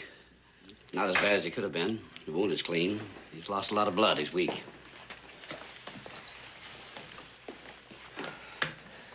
Well, young fella. Hey, Pa. What happened? I was bringing that wagon load of lumber back from Durris. Some of Slade and his men tried to stop me. I was a shot. Next thing I remember, I was here. Doc, what do you think? A few days rest, he'll begin to recover nicely. Would you help Hoss get him upstairs, make him comfortable? Certainly. Paul, where are you going? I'm going into town to see Sladen. Don't you want me to go with you? No, without him away, you better stay here and take care of Joe.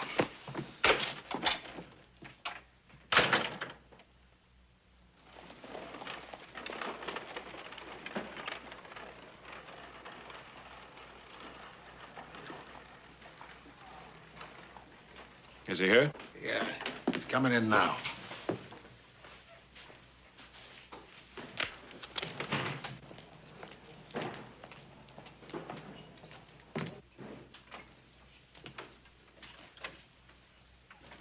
Well, hello, Ben. Been expecting you. Come on in. Can I give you a drink? You can give me an explanation, Tom. I'll explain. The kid asked for it. We stopped to talk, and he made a stupid move for his gun. It's funny. My son never mentioned anything about that. Well, he probably just forgot about it. That's understandable. How is the boy? Now, what was it you wanted to talk about? He was hauling stuff. The boss gave orders that nobody's allowed to do that. I gave public notice that Washoe was going to protect its own interests. It's like I told you this morning, no competition, Ben. Your kid was hauling timber in direct violation of your contract with me.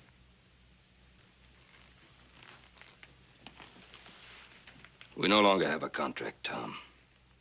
It's canceled, as of right now. Well, of course, that's your privilege, Ben. But if you do that, you better know that not a wheel is going to move onto the Ponderosa or off of it. And if you want to make a fight over this, I think our freighters can match your cowboys any time. You want to make a fight over this, don't you? Don't you? I'm not avoiding it. Now, I told you that shooting was an accident. If you want to make something more of it, you do so at your own risk. Beat me, beat 'em all. Now, Ben, give in to you, give in to them all. You admit he was acting under your orders? I'm the boss. I guess that makes you responsible for his actions, then. I guess it does, Ben. Mr. Cartwright, goodness, it's good to see you. How are you, Karen? How are the boys? How's little Joe? Maybe you'd better ask your father.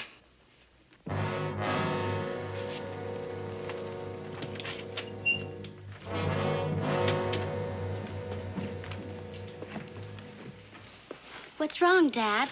What did he mean by that? Oh, nothing. It's just a small business disagreement between Ben and me, that's all. I want you to know my foreman, Karen, Gus Hanna. How do you do, miss?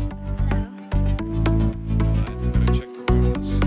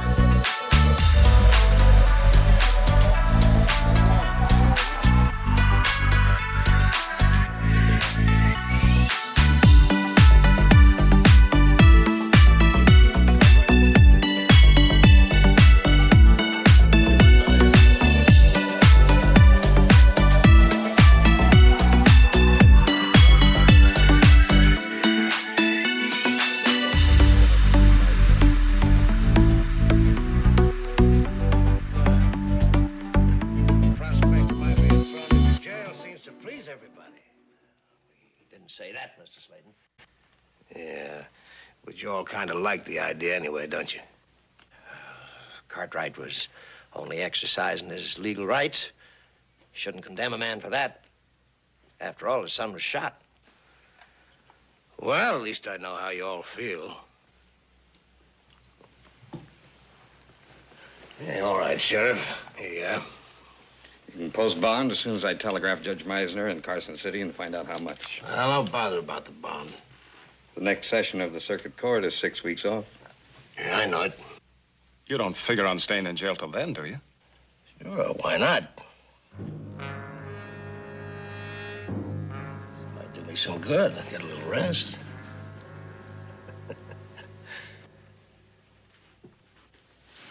You just tell Karen where I am, but don't scare her, yeah?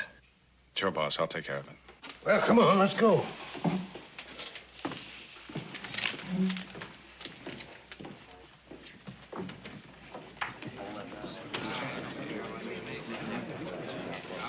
All right, gents. I got $100 here that says Washoe over the Ponderosa. Any takers? I didn't think so.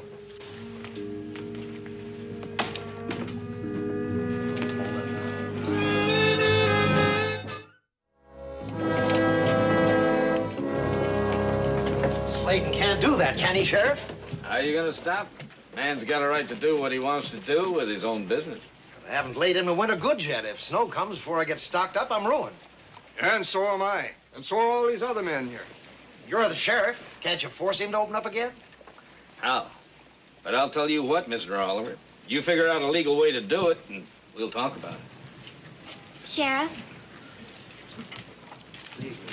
I've got to see my father. Can you take me to him? Sure enough.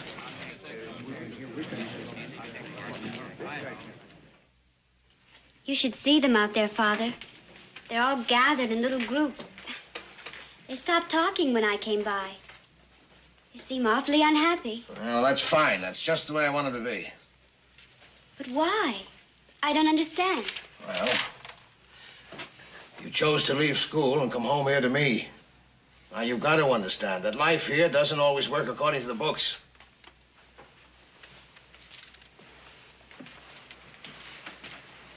But I thought these people were your friends.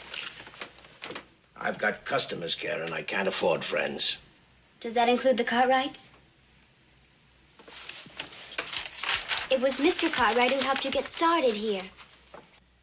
He's always been fine, decent. Don't talk to me about fine and decent. You just think of those fine, decent people I worked for in Omaha. Superintendent for overland freight. Working 18 hours a day, making them rich and scraping a living for you and your mother. Your mother. When she died, I had to borrow the money to bury her. We've been happy here, Father. I'd hate to see anything change it. Well, you won't. That I promise you. I'm building something here for you just the way Cartwright is for his sons. And he better not try to stop me. I think you better go on back to the hotel. Tell Gus I said to give you whatever money you need for, you know. I'm going out to the Ponderosa. I think that both you and Mr. Cartwright lost your tempers. And, well, maybe a third party can help straighten things out. I don't want you to do that, Karen. Please don't say that, Daddy. Because I'm going to go. I want to talk to little Joe and to Mr. Cartwright. I don't want to give them the chance to knife me when they've got you out there alone, you understand? You're wrong. And I'll prove it to you. Well, I can hardly hog-tie you here, can I?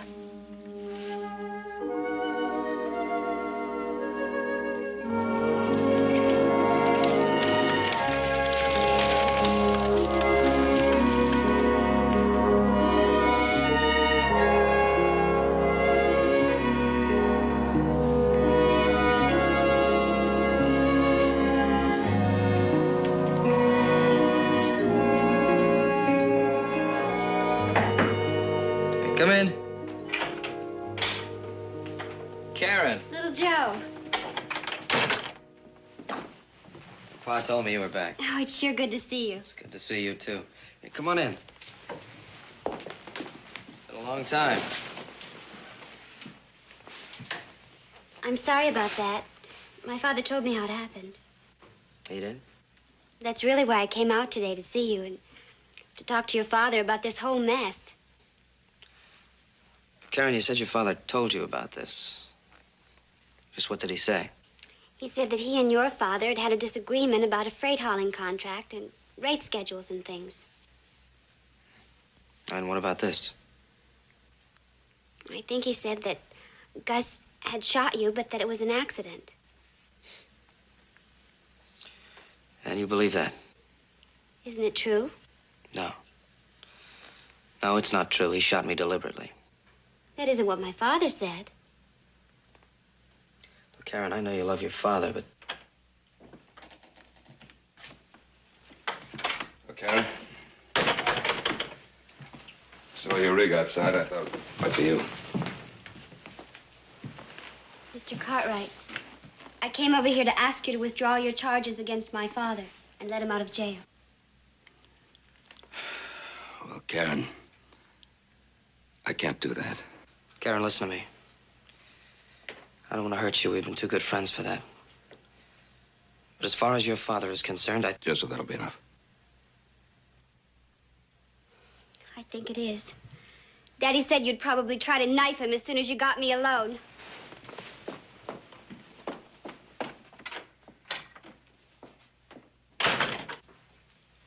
Why, you should let me tell her the truth. Joe, she loves her father.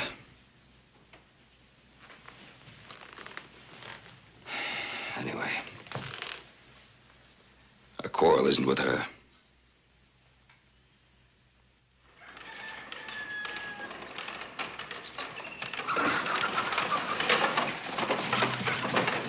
Well, Oliver. All right, Tom. Ben? Hello, Ben. Well, Ben, we just got to talk to you about this new situation in town. what situation's that? Sladen's shut down operations drum tight. Yeah, nothing's coming in or out. When that word got around, you can guess what happened. Panic buying. Our shelves are almost bare. Yeah, Sladen's trying to get me to withdraw my complaint, huh? You've got to do it, Ben. Now, wait a minute. You boys asked me to try to stop Sladen. Yeah, I know, Ben, but we can't hold out a week, let alone till his trial comes up. If the snows come early, Ben, we're finished. What about Carson City? They're afraid it's there that it can haul in your supplies? Well, none of them dare come in here, Ben. They wouldn't dare buck Washoe. We got horses and wagons here. All you need. You can haul in the supplies yourselves. That's no solution. Han and his men would cut us to ribbons. You've got to give in to them, Ben. Sure. And the next time we want more and still more. All right, Ben.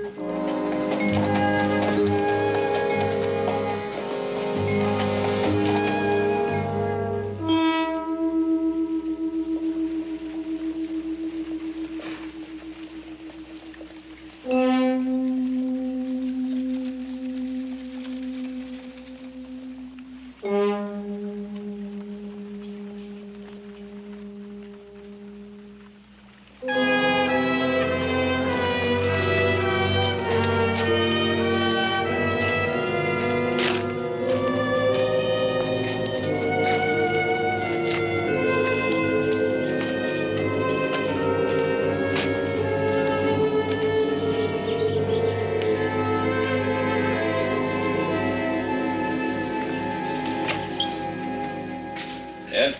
Hello, Ben. But I'd like to see Tom Sladen if I could. Sure. He's sitting in there grinning like the tomcat that swallowed the dicky bird. Oh? Ben, I've seen that grin before on fellas that thought they had to drop on me.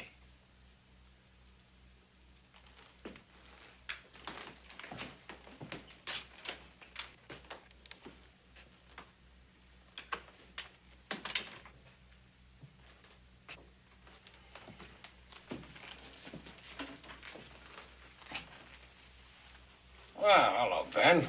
Nice of you to visit me. Why are you taking it out on the town, Tom? That's a funny question with me here in the town jail. You knew very well, didn't you, that when you suspended operations, you'd set off a buying panic. I do what I have to do. Just as long as it goes your way. All right, what are your terms? You think a lot of this town, don't you? What are your terms? All right, I'll tell you.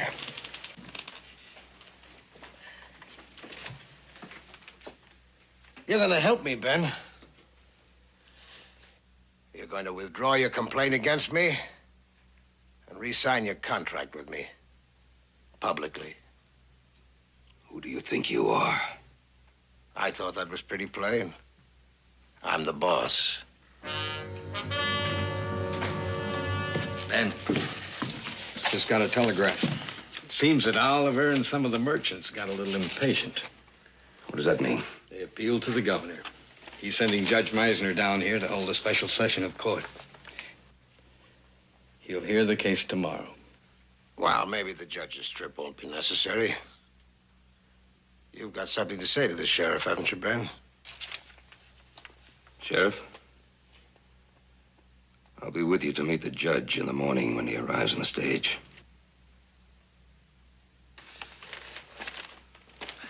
Ben, don't be foolish. You're not going to get any help from those chicken-livered friends of yours. You fight me, you fight alone.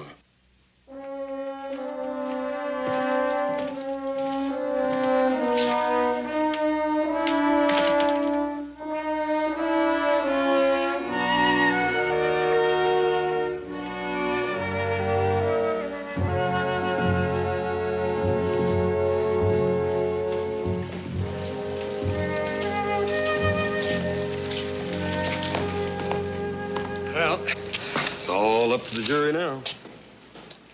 Yeah, well, how long will it take him? I don't know. Could be quite a while.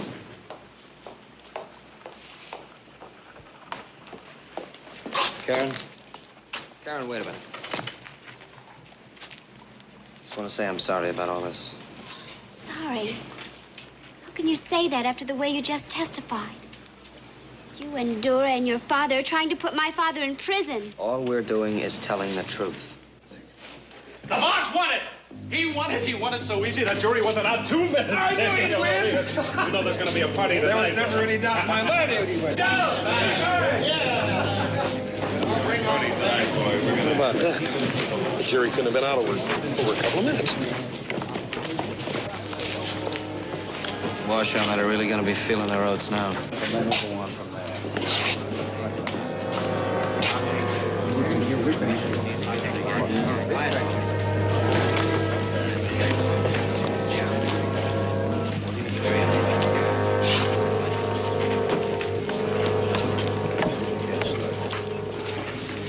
Oliver, that was a fast verdict. Not a surprising one. Yeah, we tried to do what was best for the town, Ben. Besides, it could have happened like Gus said. All he did was shoot in self-defense.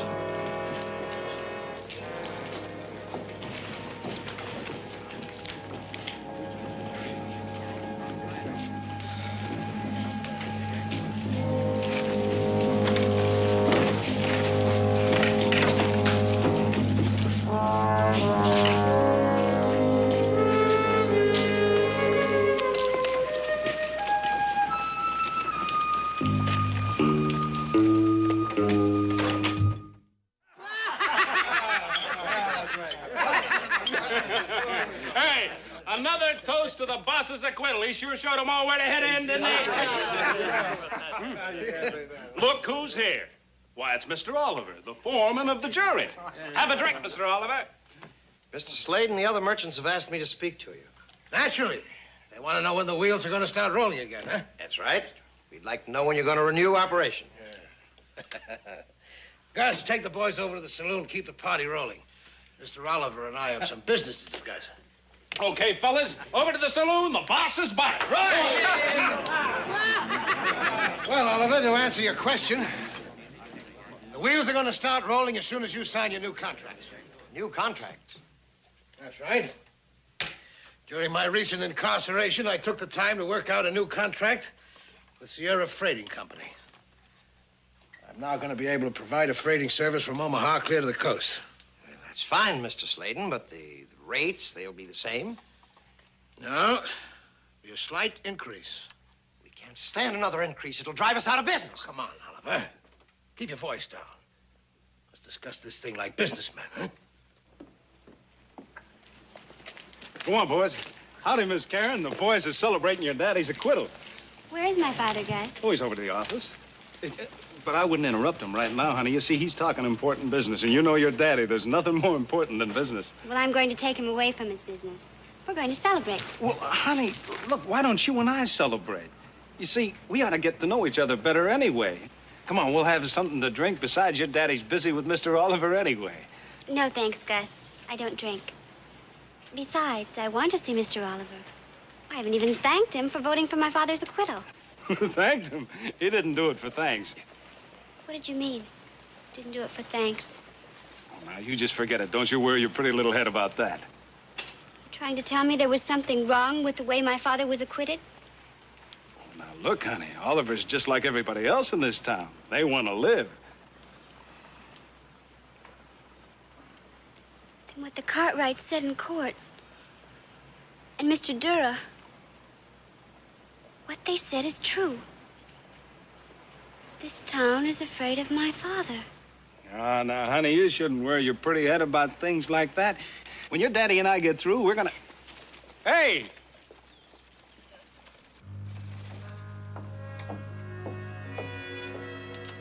Now, what's the sense of arguing, Oliver? Do what I tell you. Take the increases and pass them on to your customers. They wouldn't hold still for it any more than we will. Well, they have no say in the matter. You or any of them. Ben was right. You'll never be satisfied. You want more and more. I want everything the market will bear. This time you've gone too far. Oh, really? Who do you think you're talking to? I could break you the way I break that match. I'm running this town, and don't you forget it. If we need to, we'll appeal to the territorial governor for help. Well, go ahead and appeal to him. What's he going to do? Send a lot of troops down here to smash perfectly valid contracts between you and Washoe Freight Lines? Now, use your head. And go over there and sign those contracts on the dotted line. We'll open this town if we have to draw freight ourselves. Don't try anything like that, Oliver. Didn't you learn anything from what happened to Sumner and Haney and Dura, huh? Like what happened to little Joe Cartwright, is that what you mean? I mean Gus Hanna's a pretty fair shot. And the next time somebody gets it, it's not going to be in the shoulder.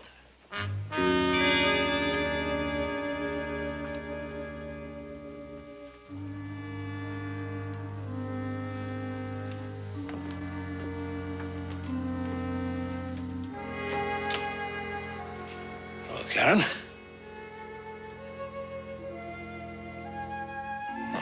Come in, come in, come in. I was just going over to the hotel to get you. I promised you a little celebration, didn't I? I heard what you said about little Joe. Is murder part of your business, too? Now, you listen to me. Little Joe wasn't killed. Oh, I had to teach this town a lesson. If it could happen to the Cartwrights, it could happen to anybody, you understand?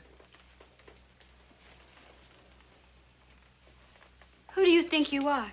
A master with slaves? Don't you talk to me that way. Don't you criticize me. Criticize? Do you know why I really quit school, Father? Because all the other girls were saying the very things I just said. Oh, yes. They call you Boss Sladen there, too. Only I wouldn't believe them.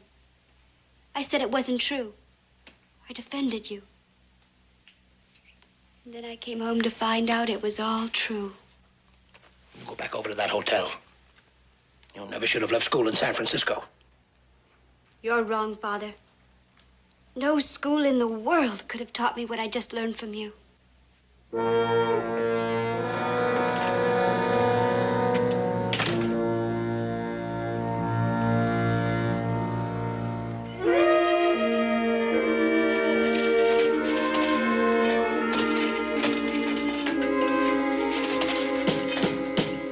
Man, open up.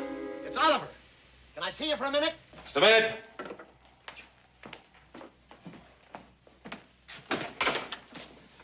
Oliver. Aaron? Ben, it's Sladen. He's raised his rates 50%. What? 50%. And if we don't give in to him, he's going to starve us out. The sheriff has gone to the territorial capital to try to get help from the governor. But in the meantime, panic has already started. Panic? There's not enough food. What do you mean? There was a run of the shops. I thought everybody stocked up. Some did, and some weren't able to. It's big trouble, Ben. You know how long it takes to get help in from the territory. Yes, I know. Let's not us panic. Well, the Ponderosa could supply enough food for the town. Sladen won't let us get away with it. It could mean a fight. All right. Oliver, You go back into town. Quietly round up some men. Meanwhile, I'll have my boys butcher some beeves. And by tomorrow noon, we should have a wagon load ready to roll into town. Now, do you think you could be back with your men by then? Right. Ben, I'm sorry about the trial this morning. We were a bunch of frightened men. Oh, that was this morning. Coming, Miss Karen? May I stay here, Mr. Cartwright? I've no place else to go. Well, of course, of course.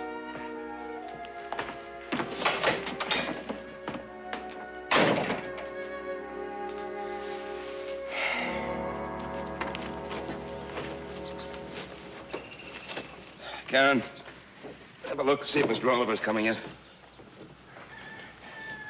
Said he'll be here by noon. Yeah. Paul, what if he can't get the town folks to come out with him? Then what are we going to do? Well, if we go alone, Sladen will have us outnumbered. Yeah. Well, I don't know about you, but I vote we go. If we don't go, Sladen's going to win without even trying, ain't he? That's the way I feel, too. Not you, Joe. You ain't got but one good arm. Yeah, I shoot with my left, and that one's fine, big brother. I'm going. Anybody interested in my vote? Well, frankly, we didn't think it was necessary, Paul.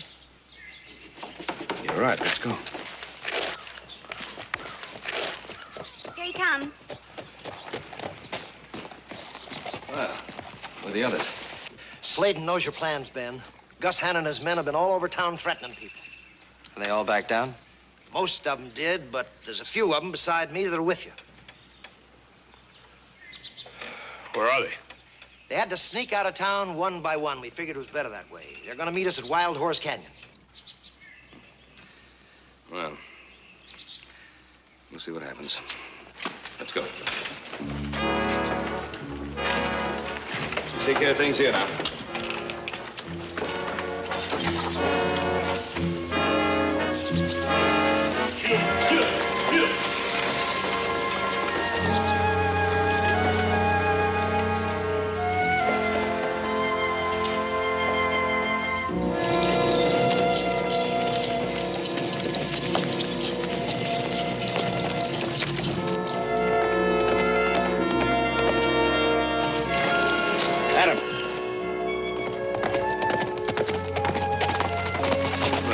See you, son.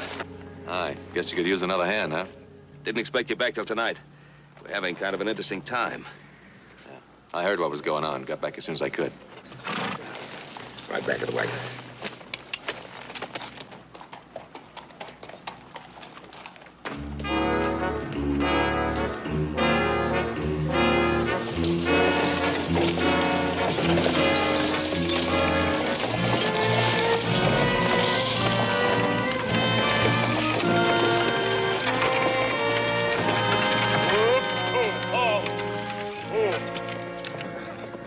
Give this team a little breather. This grade's pretty steep for this heavy load.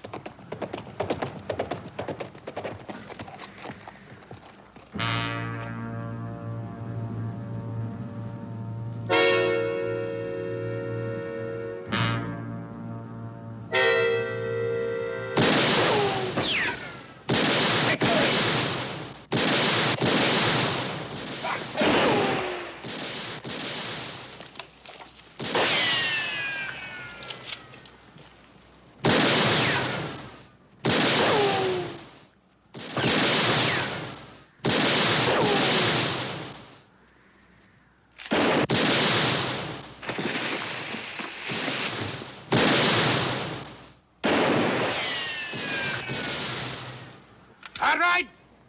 Hold your fire. Cartwright! You hear me? Hey, Mike. Go up around those rocks and cover them from the other side. Right.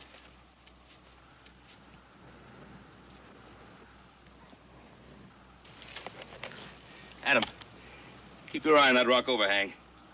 Hoss, that clump of trees. We're not gonna let you get through, Ben. Turn back.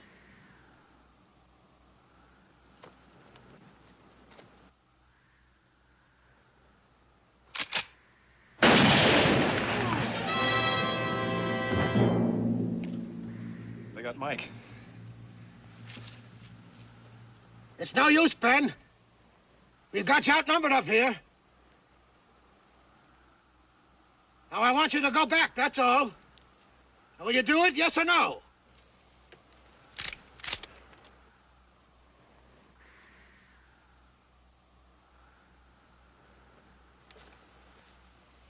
Ben? Listen to me, Ben. I don't want to kill you. But if you force me to do it, I'm going to do it. As far as this town's concerned, it could have been done by anybody. Indians or marauders or anybody. There'll be no witnesses. I'll be a witness.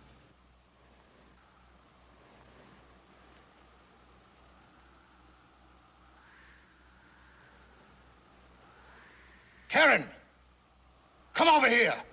No, Father. I want to watch you commit murder. She's thrown in with them. She thinks more of the Cartwrights than she does of you. Karen, this is your father talking to you. No, it isn't. It's Boss Sladen. Karen, get down, stay under cover. No, Mr. Cartwright. If he kills any of you, he'll have to kill me, too. I'm coming down to you. Stay down! Karen!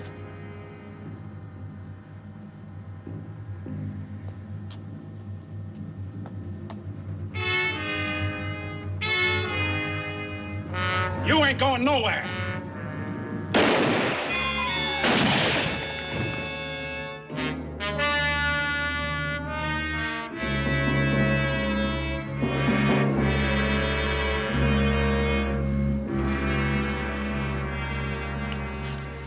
Here's your chance, Tom. Go ahead, use your gun. Here's your chance to kill every one of us. Karen, too. Anyone who stands in your way.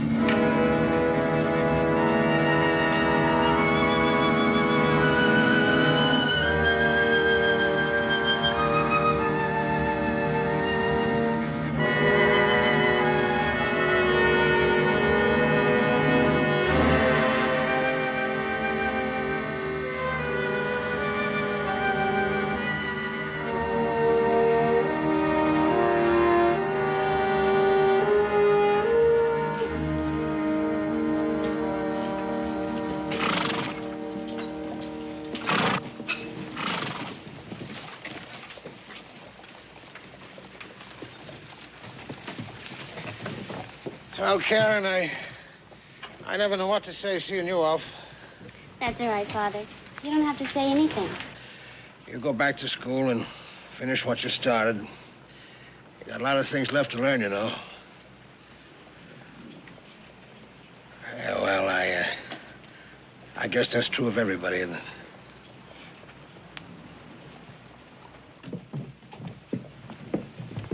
Karen, came to say goodbye. I almost wish I hadn't agreed to go back to school. Why, the year will be over before you know it. And you'll be Virginia City's first woman college graduate. Well, they're waiting. Better get aboard. Goodbye. Bye. Bye, ma'am. Have a nice trip.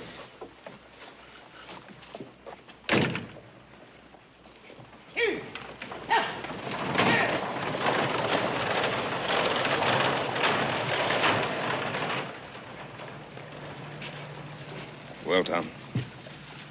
Well, Ben, I guess I got a lot of things to do. A lot of things to straighten out. I don't know where to start.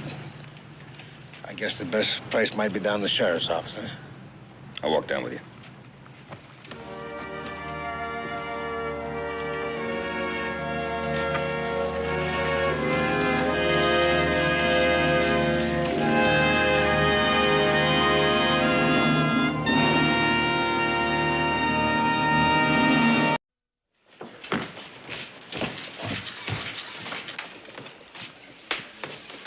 Hi, Oz. How about a big coup, right? Say up high. Well, where you been? Been waiting for you for an hour. Old Jake lost his stirrups to that new saddle. It took us all this time to find it and all that junk he's got over there. That's your Paul's birthday saddle? Yeah, you coming to the surprise party? Yeah, I already invited him, but if you keep yapping about it all over town, it isn't going to be a surprise. Well, I ain't told but 20 or 30 people.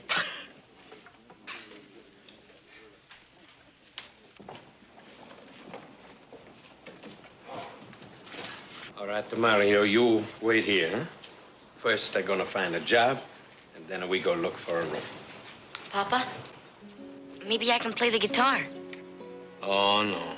No. Someday you're gonna play the guitar in a great concert hall. Until that time, I'm gonna make the living for us both with my hands, eh?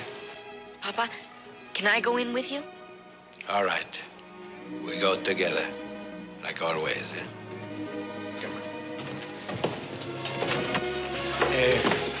Excuse me, man. If there is some work I can do for you, I work very hard, very strong. Lift the barrel, clean the glasses, chop wood. Sorry, mister. We got all the help we need right now. Please, I'd do anything, eh? We got nothing, mister. Grazie. Can you use a guitar player? You play the guitar? No, it is my son, Mario, who's play. This is a saloon, mister, not a music school. School? Oh, no, senor. My Mario is very good. He's play like an angel. Then take him to a church. Go on, get him out of here. Ah, come on, Bernie. Don't be so hard-hearted. Let the little boy play. Yeah, maybe to liven the place up a little. Well, if you fellas want to hear him. Okay, kid. Papa? What's your name, mister? Bianchi. Nick Bianchi. Mario. Hey, fellas. Mario Bianchi is going to play a little guitar for us.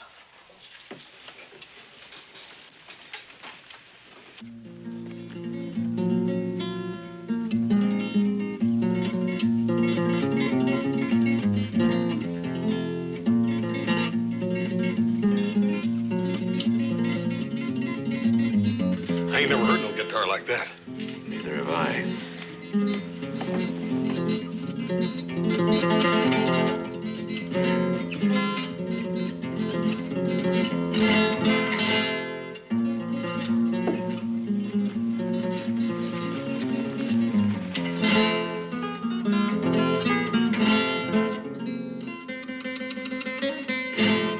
Hey, can't you play something us Injuns can savvy? Yeah, a crow like a rooster. Leastwise, we can understand that. Sounds worse than an ungreased wheel. All right, lay off the kid, will you? Maybe we don't like the way he's playing. That is because you do not understand. My son is very good. Someday he will be a great artist. Not if he keeps on making that racket, he won't.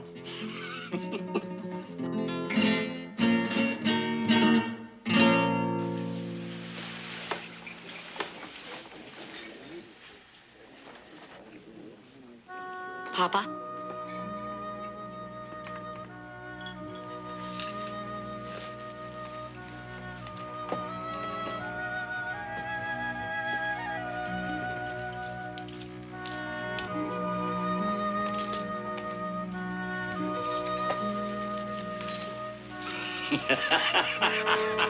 What about us, mister? Don't you want something from us? You do not appreciate the good music. Sure we do, sure we do. And right, Al?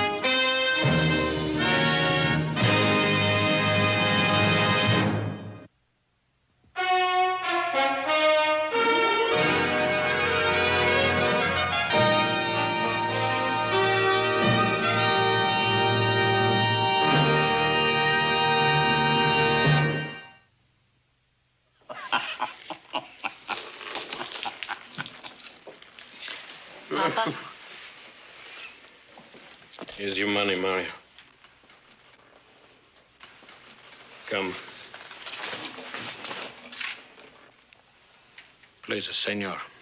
I want no trouble. Take it from him, Papa. Senora, please. Come on. Get it. That'll be about enough, Todd. Butt out, horse. I said that was about enough. We're just trying to have a little fun, horse. You know that. Fine. Now give him back his guitar. Sure, horse. Sure.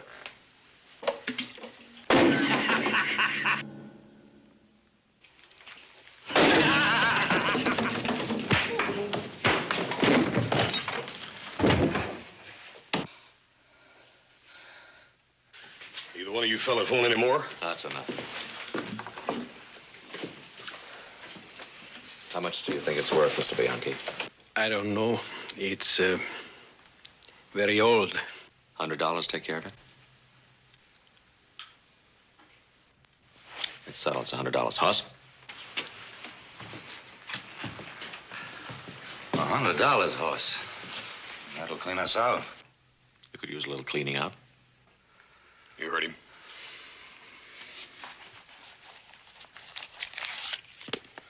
All of it.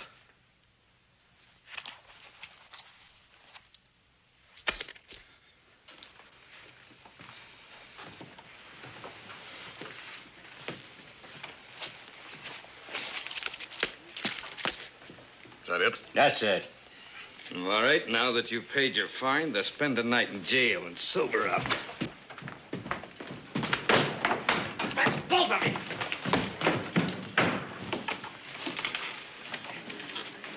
Won't you sit down, Mr. Bianchi? No. We go. No, please, sit down a minute. I'd like to talk to you.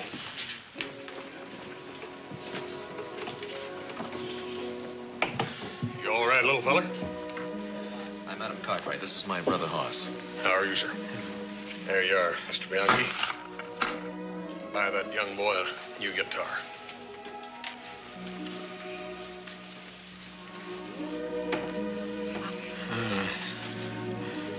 In this wild country, nobody cares about la música.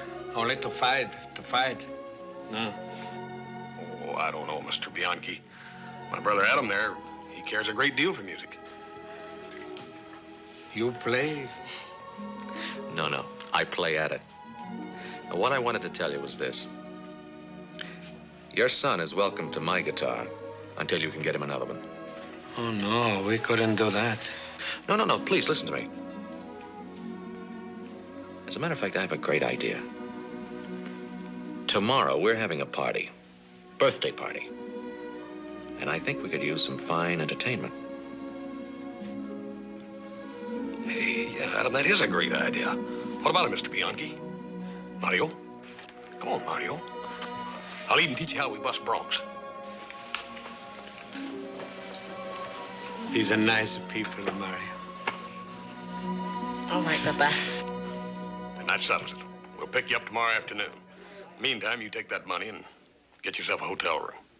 Grazie. Well, we better get going on the rest of those birthday presents. You're right. Well, Mr. Bianchi, Mario, follow. Mario, I enjoyed your music very much. I look forward to seeing you tomorrow night at the party. See you, little buddy.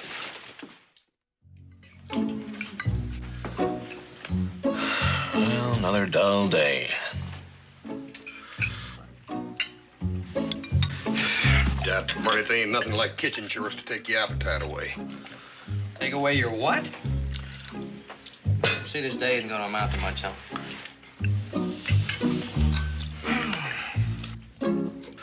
Today's the 23rd, isn't it? No, Pa. I think it's 22nd. Huh? It's the 23rd. I know, because it's a very special day. Oh? Yep. Today ends all those kitchen chores. Hop Sing is due back in from San Francisco on the noon stage. Yeah, that's right.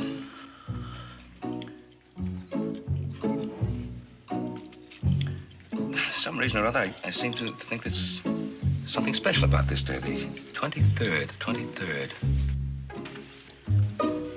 Hey, Pa, you're absolutely right. You know, I almost forgot about it. I promised Dave Stewart I'd take you over there to talk about building that new dam. Well, can't you take care of that yourself? Oh, no, there's only one Ben Cartwright. Besides, they want to talk to you, not me. I'm going to go saddle up the horses. Well, I got a busy day in town. Say hello to Dave and Mark for me, will you? Don't you forget Hop Sing here. Yeah.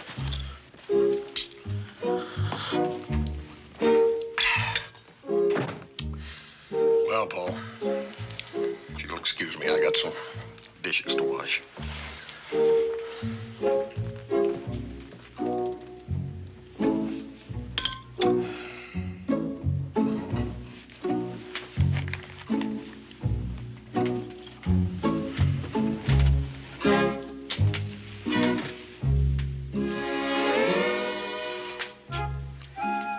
Happy birthday, Ben.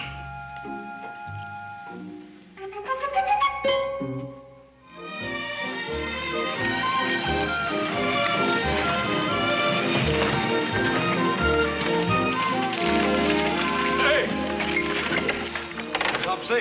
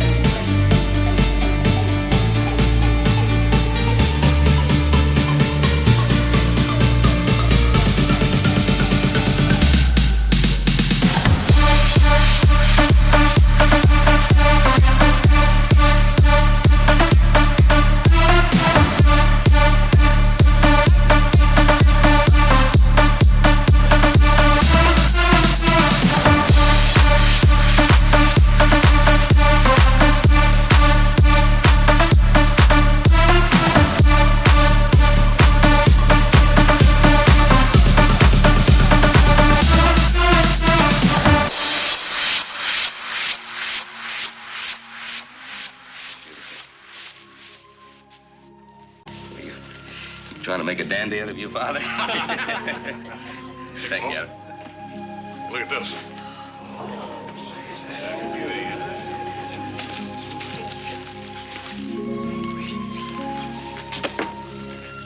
This here's from Little Joe.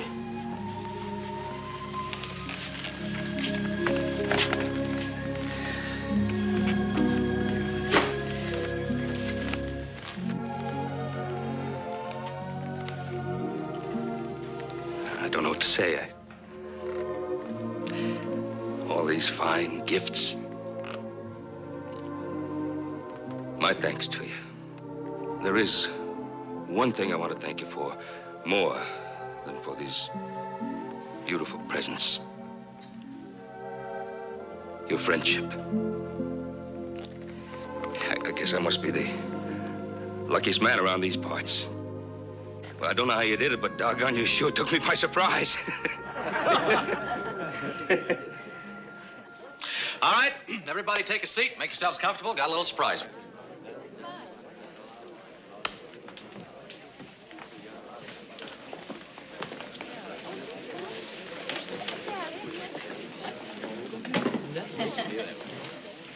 And now, ladies and gentlemen, Master Mario Bianchi will entertain us on the classical guitar.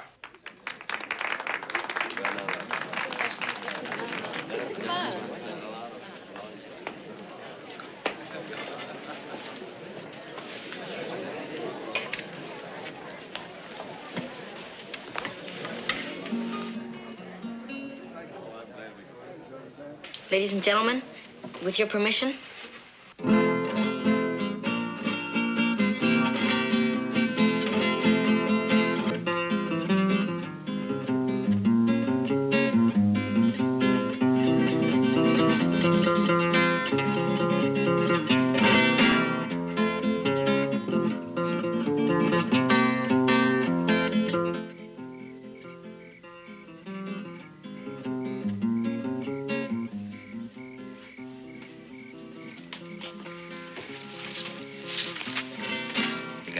Party going on, Todd. Is he in there? Yeah. Wearing an apron, just like a hired hand. He is, huh? Come on, I've got an idea.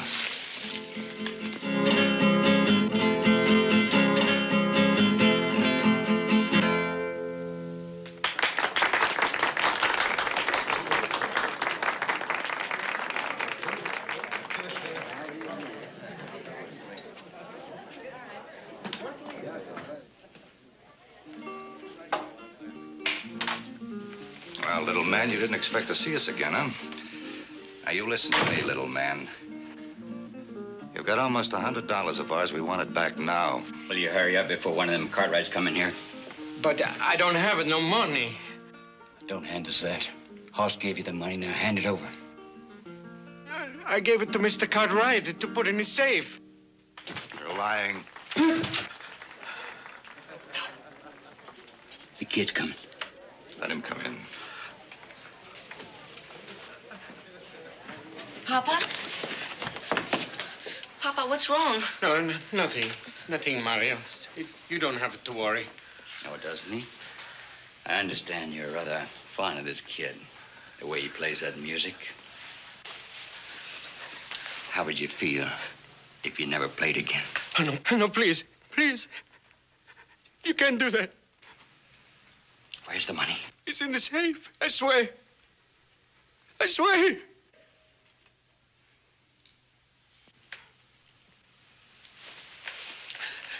We'll be back. Now, you listen. You have that money in your pocket. You understand? You say one word to the Cartwrights or the sheriff about us being here, and so help me, that kid of yours won't be the only one that gets hurt. Let's go, Al.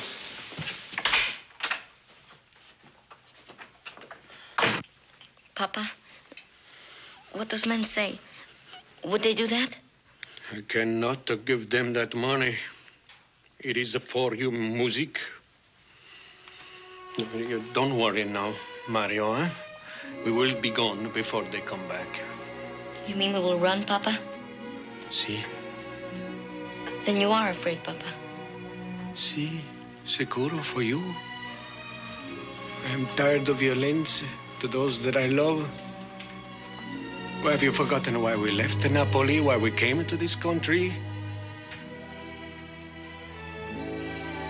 No, Papa. I have not forgotten.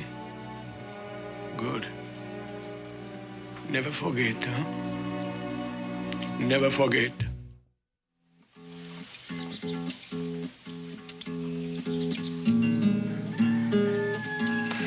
Hey, young fella, you make sure you read the fine print. Don't worry, Pa. Whatever I miss, the stewards will catch. Remember this, little brother. The contract's first and the women second. Hey, brother, I'm going to be so involved with that small print, I just won't have time for women. Sure you Yeah, get along with you. Go on, Bob. Well, I think I'll try some of that good coffee. Hey, Paul. You reckon you could talk him into sticking around till Hop Sing gets back? You really like his cooking, huh? I sure do. Well, I'll talk to him. Yeah.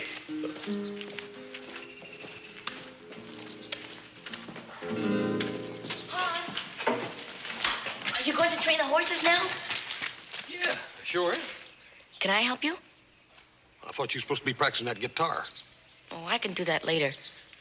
Can I ride the horse now? Yeah, I reckon so. Is it hard? Now, up you go. There you go. Hold on.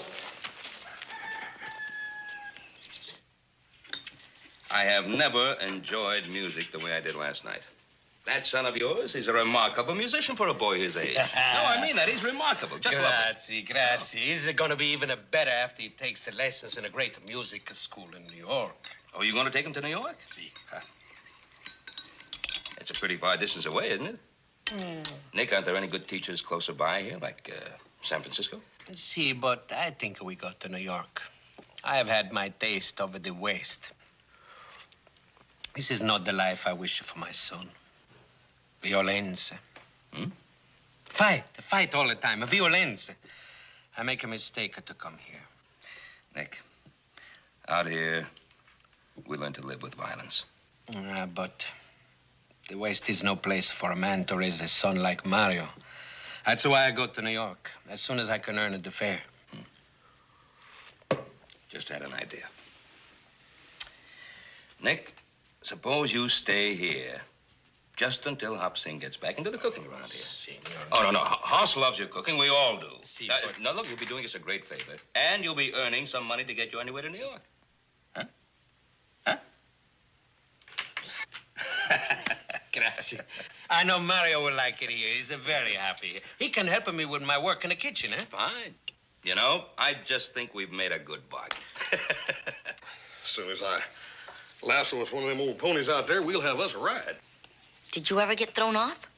Sure have. Especially training them old wildings. I'll learn to train a horse, too. It's going to take a heap of learning. I'll learn to be strong and not afraid, just like you. Like me, it's going to take a whole bunch of eating and growing, young feller. I'd like to stay here and work for you and your father. You would, huh? I don't know about that. You talk to your Paul? I haven't asked him yet. I think if I was you, I'd talk to him first. I'll carry that for you. All right.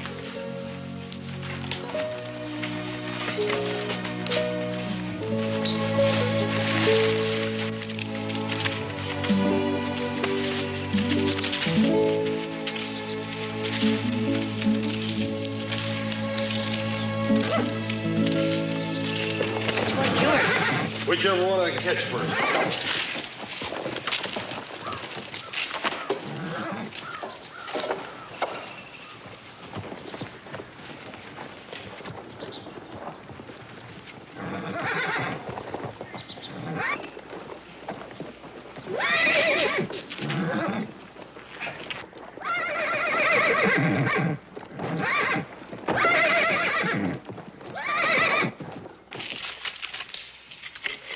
You're doing a real fine job, Mario. I'm real proud of you. How you like ranch work? There's a lot to be done. Yep. Now, get your lug. Put him on there.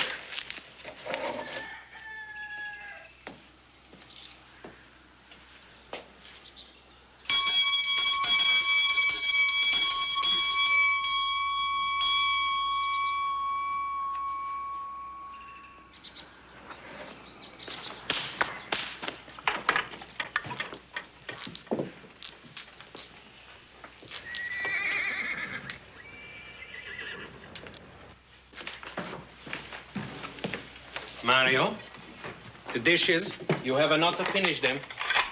Papa, I can finish them later. You will finish them now. But Hoss will be waiting for me. We have work to do. Your work is with me here in the kitchen, huh? But I'm working for Hoss. You ask him. Mario. Papa, please. Mario! Oh, if your old man ain't something. That papa of yours can sure cook. Yeah, but he can't chop wood, train horses, fix fences and wagons like you can, Hoss. Yeah, well, I reckon that's not his line of work. I like this kind of work. My papa wants me to be a musician. What'd your mama say about it? She's dead. Well, I'm sorry to hear that. I reckon me and you got quite a bit in common. I lost my mama, too, when I was just a little fella. We have a lot in common, yes? We both feel the same, think the same. Yeah, we sure do. We are like partners. Yeah, I reckon we are at that. Yeah. Well, yep, we got a lot of work to do yet, partner. Now, Mario, you must understand that we are not the guests in the Cartwright's house. We work here. And you are not the bambino. You must help. I do. I work for Hoss. This is not the work. You are only in his way. He says nothing to you because he's a nice man, that's all. That's not true. I'm his partner. He said I was. Do not answer me back. We really do what we must do. Now drink your milk and finish your work around the kitchen. Papa, I have the right to be what I want to be. You learn to talk to me like this here, eh? We pack our things, we leave right away. Why? Because you're afraid of the men who talked to you at the birthday party? What? It's for you that you're afraid, isn't it? Mario. No. I'm going to be like Hoss is. Not a weakling like you. Washing dishes, bowing and begging for jobs and money.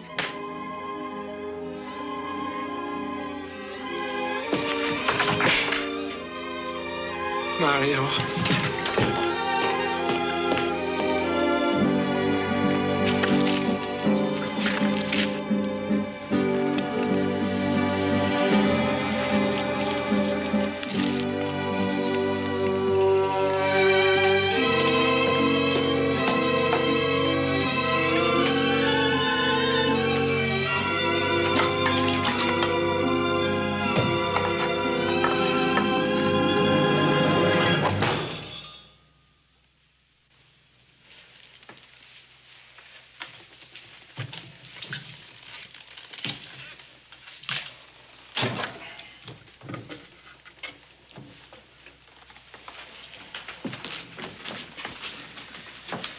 You did that quite well for a man who hates violence. I am sorry, Senor Cartwright. I lose control. I hate violence. I hate violence because I was born into it. The vendetta in Italy. My family lived it. I lived it. My wife had died in it. The vendetta. The vendetta. I have sworn an oath never to lift my hand again against another human being. Ever since my Leonora's death, I do not fight. I have fled from it, from Italy to America, around the Cape to San Francisco, and now to New York. I must go to New York to find a place of a quiet and a peace. Peace. For my son's sake. You have sons, you must understand. Yes, I understand, Nick. Then you understand, too. I must take him away from here before I lose him. Of course you must. You see, my son has the genius, and nothing must interfere with that. Nothing.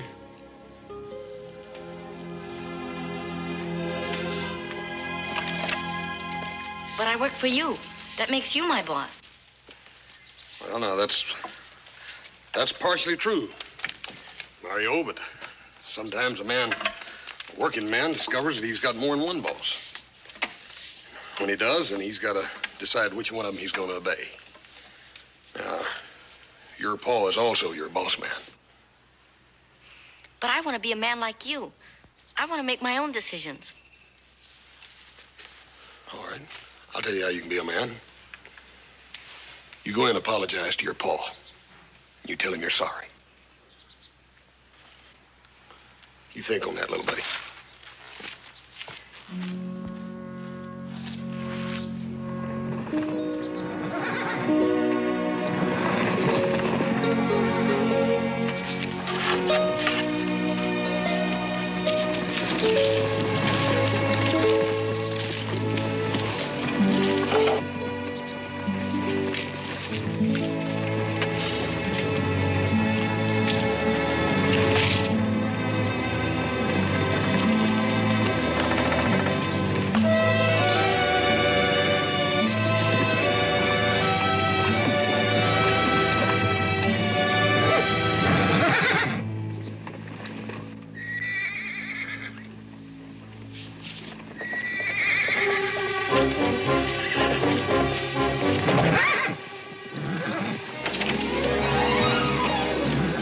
Hey, Paul! Paul, come here!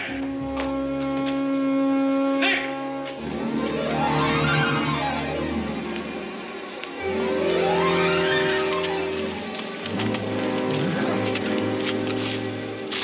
How did that happen? I don't know, Paul. I reckon Mister tried to ride that old mare and she bucked him off or something. Let's get him into the house. No, don't touch him.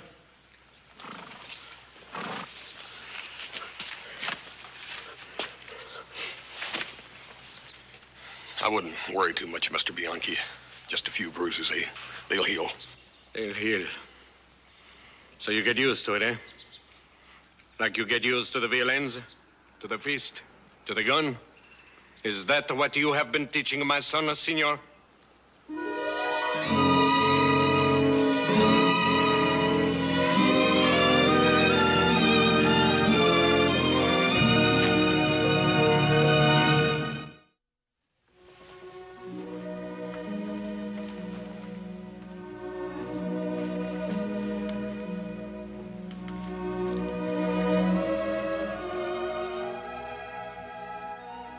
Mario? Mario. Please do not pretend to be asleep.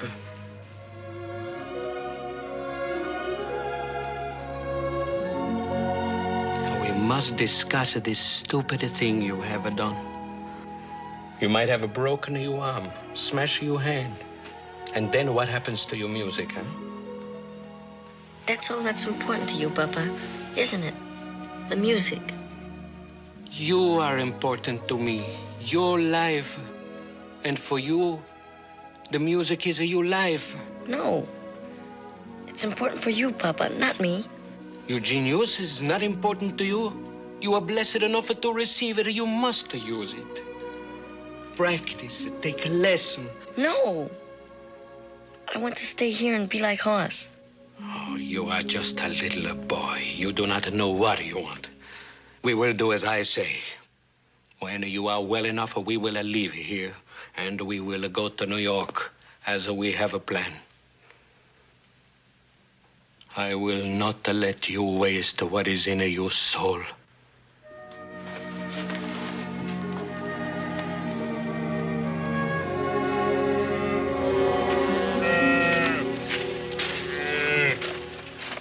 Found him down by the creek.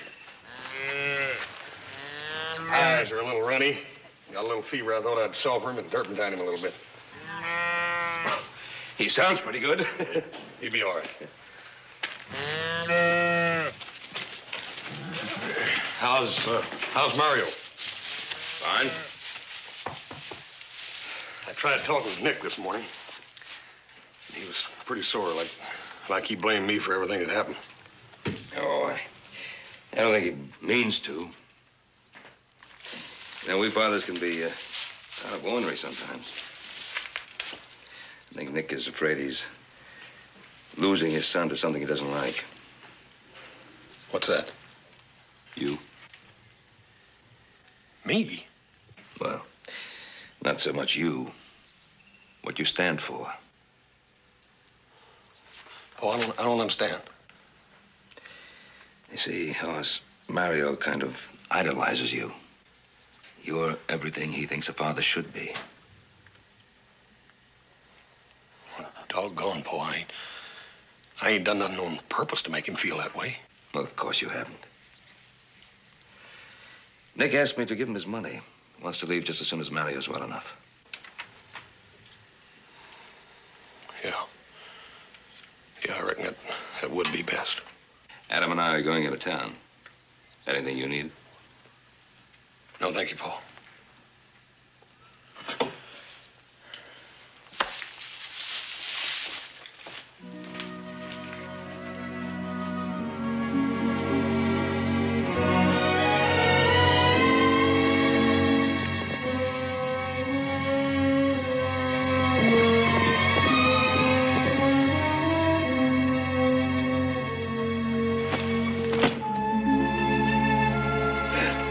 That ought to do it, little feller.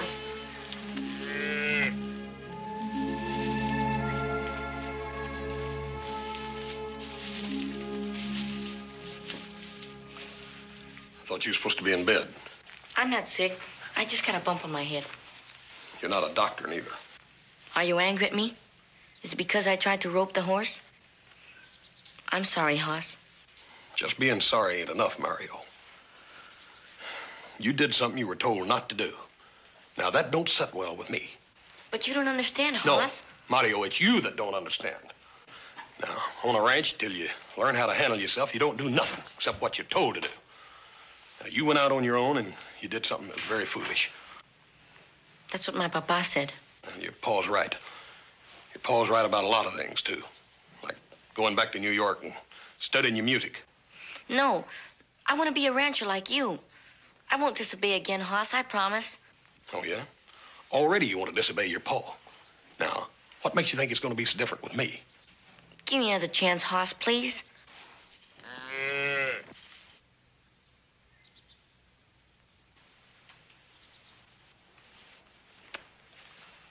All right. All right.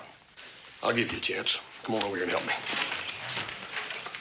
You pump them bellows when I get this fire started here. What are you going to do? Don't ask dang many questions. Just do what I tell you. Yes, Hoss.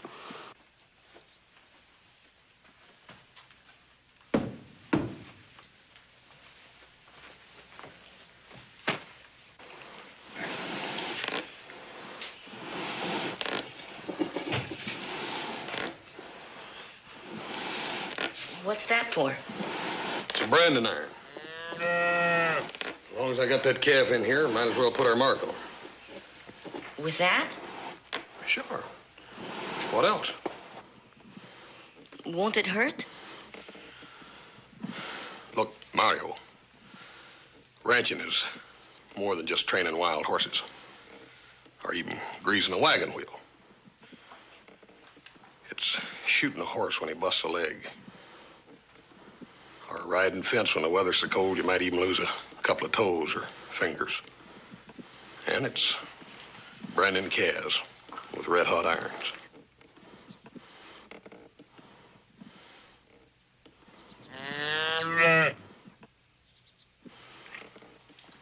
Now, when I hold that calf down over there, you bring this iron and you stick it right down on his hip, real firm. I don't want to mess this up, so I'll have to do it again. And don't mind the smell. Come on, it's hot enough.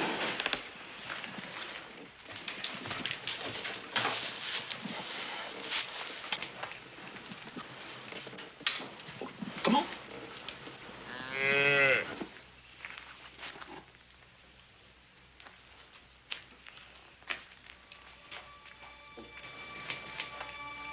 Mario, what you waiting on? Come on over here and stick it on him. Come on.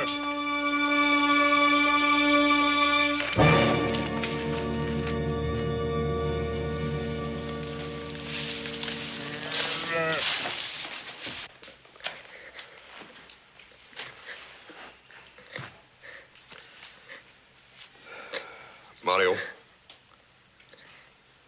you know, we brand hundreds of calves every year. You gonna have enough tears to last through them all? Mario, it's all my fault. I've been showing you just the fun side of ranching.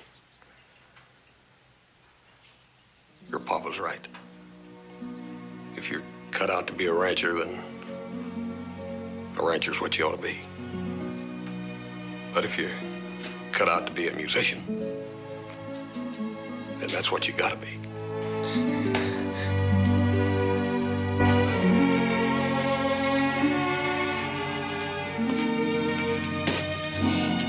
Where do you think you're going, little man? I go to look for my son. Do you always pack a bag when you go looking for him? Now, where's the money? I do not have it to give it to you. Now, look, Hoss is the only one who can help you, and he doesn't seem to be around. Where's the money?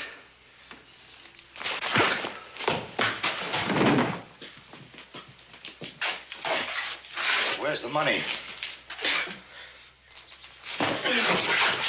Search him. If I had not sworn an oath. Now, you run in the house and tell your papa you done changed your mind. All right?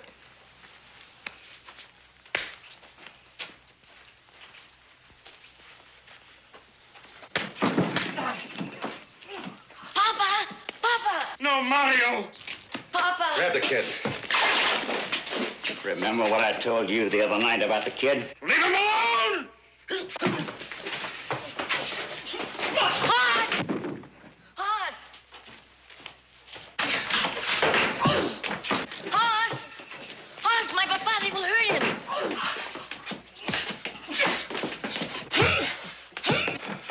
You told me your pa was a coward. Hoss, they'll hurt him. Beat him.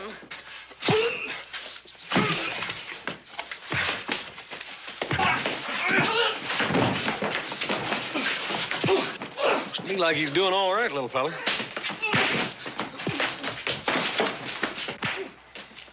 Of course, the odds are a little bit out of favor, ain't they? Okay, hold it. That's about enough. No. That's my fight. Papa! Come on, Al, put the gun away. You're not going to shoot a man for a few dollars. What kind of a man is he? Does he worship money? It's not just the money, Todd, but I don't reckon you'd understand that. Now, if you two fellas want some more action, I'll be more than happy to oblige you.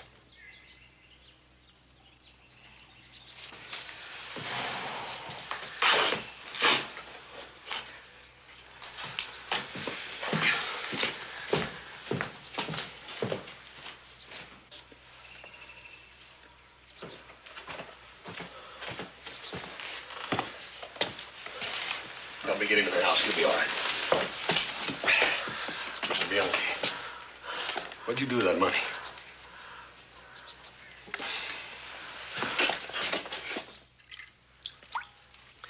You know, you two Bianchis around here, we need a doctor living right here on the premises all the time. Hoss, thank you. Oh, don't take nothing to look after these bruises. What with growing up with a little brother like Joe, I've had plenty of practice. No. I mean, thank you for not interfering. For letting me do it alone. Oh, Nick, every man's got to fight his own battle in his own way. I think Mario understands that now, too. I hope so. Thank you, little partner.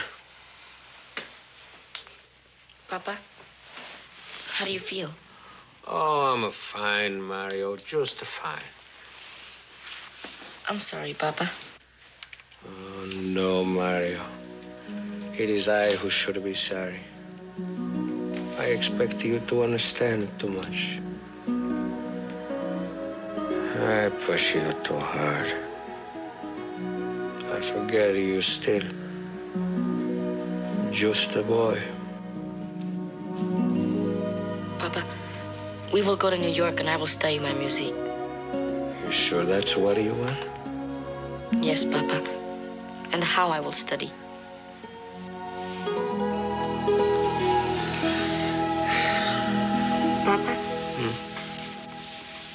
is the money? Yeah.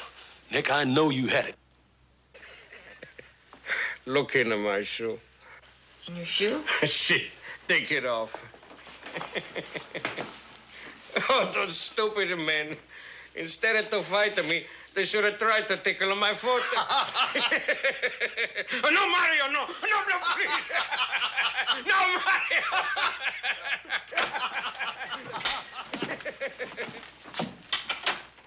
Well, what's going on here? Oh, hi, Paul. Oh, we had a little run-in with Al and Todd, and Nick here took care of them in good fashion. He sure did. Nick, are you all right? Oh, sure, Mr. Cartwright. I'm fine. Mario here's changed his mind about ranching, too, Paul. Oh? Well, the New York Music Academy is going to get a star pupil, huh? Yes, sir, Mr. Adam. Yes, sir. Yeah, but until he does, you could have starved to death. I better go fix you some supper, eh? Oh, come on, Nick. Are you sure you're up to it? Oh, sure, Mr. Cartwright. I'm fine. Now I'm fine. I'll help you, Papa. Come on.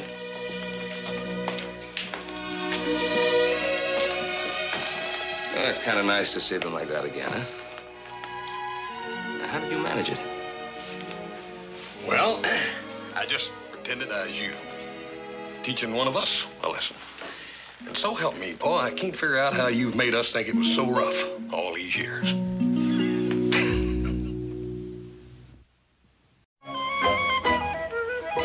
Joe, this is it. Let's get it moving. Come on. Come on. Hi, Miss Sally. Miss Eleanor? Jane? Now, come on, Joe. If you want to socialize, come in on your own time. Do it. Let's get these chores done. I usually can hit one of those. Hey, how are you, Miss Betty? Good to see you. Ooh, she's pretty. Hey, here comes the stage. There's a letter on there from Adam.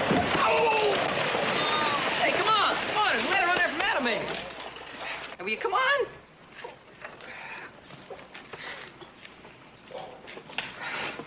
You know, if you just break down and spend a few dollars, you get a pair of boots that fit.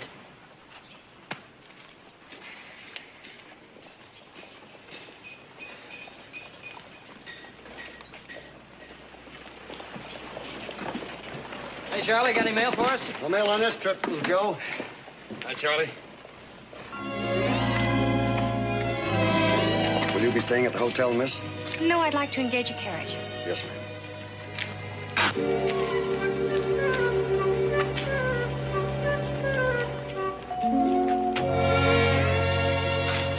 Why do you reckon anybody want to cover up like that? I don't know. I sure would like to get a look at what's underneath that veil. Probably uglier than a mud fence. Oh, look, you want to stand here and socialize or get your work done?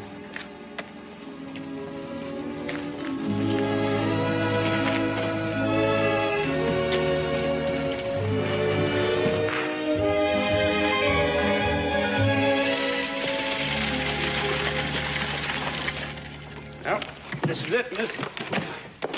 Would you mind waiting a minute? I'm not sure I'll stay. Anything you say.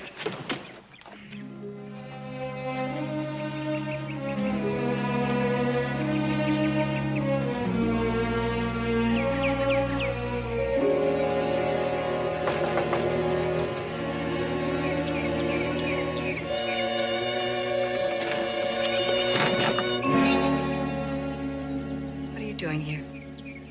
I had no place else to go. Why here? Amelia, we're sisters. I need help. You're the only person that can help me.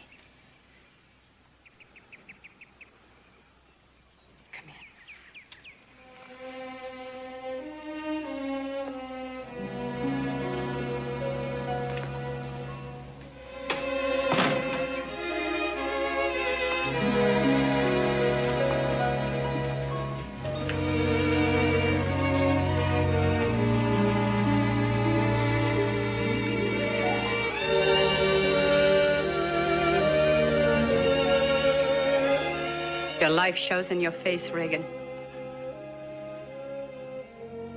It makes me ashamed you're my sister.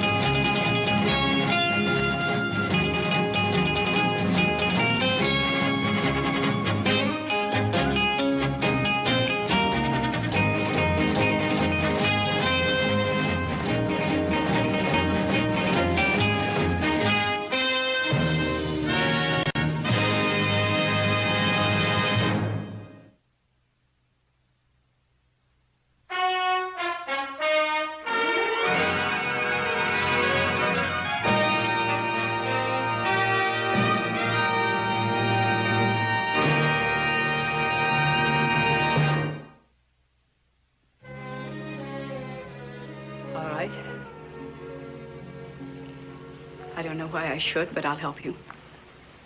However, you'll have to wait until the bank's open in the morning. You can stay at the hotel overnight, and I'll leave an envelope for you at the desk after 9. That's not the kind of help I need, Amelia. Well, I don't know what other kind of help I can give you, Reagan. Please, Amelia. Please, Amelia. Amelia, please.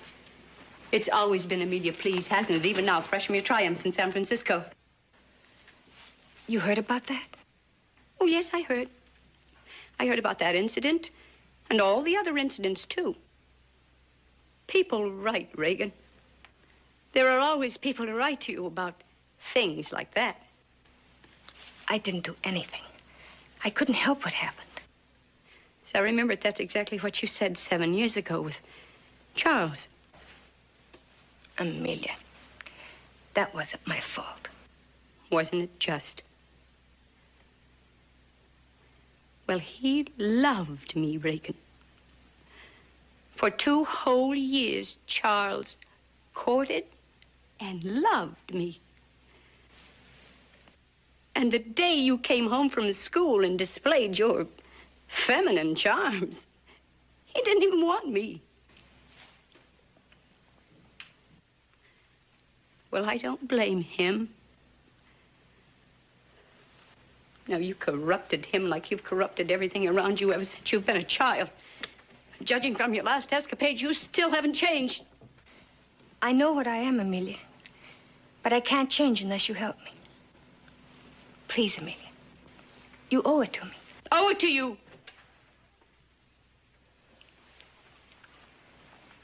Just remember this, Reagan. I don't owe you anything. Yes, you do. You do owe it to me, Amelia. For all of the love that Father gave to you. The smart, clever one. And denied me. Please, Amelia.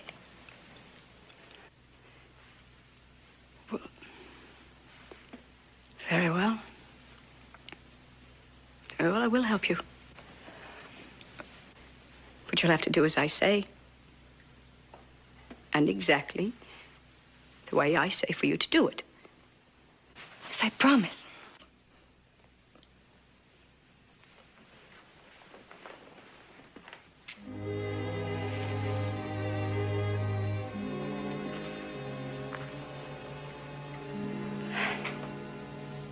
Have your driver bring in your luggage. Thank you, Amelia.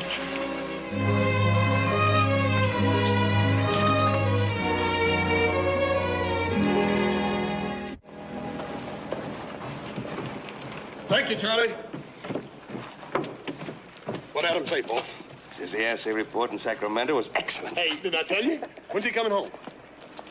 Oh, not for a couple of days. He's having some meetings with a firm of mining engineers in San Francisco. Let me see it.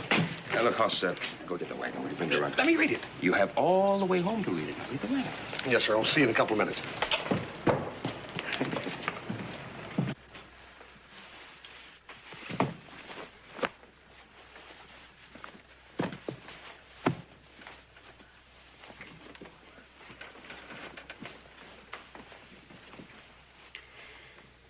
Yes, these will do. You sure this is what you want, Miss Miller? We got a little more expensive line that's Yes, a lot more stylish. This is what I want. This is what I want. Reagan,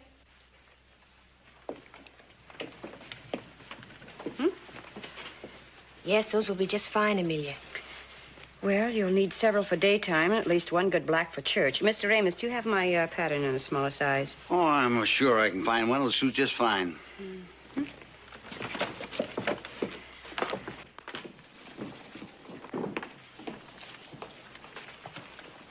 Good morning, Mr. Cartwright. Oh, good morning, Amos. You have my order ready yet? Yes, sir. Got it all put away out and back. Good.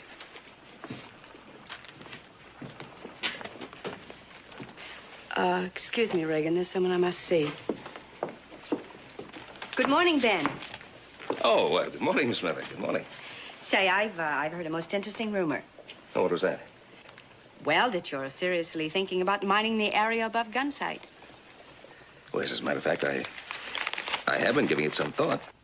I'd like to talk to you sometime about investing in the venture, I mean. Well, Miss Amelia, you know, mining, particularly silver mining, is so highly speculative. I think you'd probably find much safer investment somewhere else. Oh, come now, Ben. I'm not some poor widow investing life savings. Oh, of course not. I'm well aware of the risks involved. But I'm also aware of the rewards commensurate with them. Well, to be frank with you, Miss Amelia, I just wouldn't want the responsibility of having you possibly lose any money. You sure this is everything, Mr. Cartwright? Yes, thank you, Amos. Oh, a couple of packs of cigars for my foreman. Ben, should you change your mind, you would let me know? Yes, of course I will. Fine. That stuff? Yeah. Good morning, Miss Amelia. Good morning, Haas. Your sister chose the same dress materials as you selected, Miss Amelia. Fine. Thank you, Reagan. Reagan, this is Mr. Cartwright and his son, Haas. Good morning. Hi, ma'am. How do you do? Mr. Amos, please put that on my account.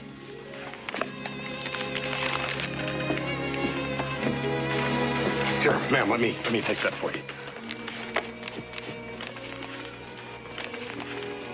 Thank you.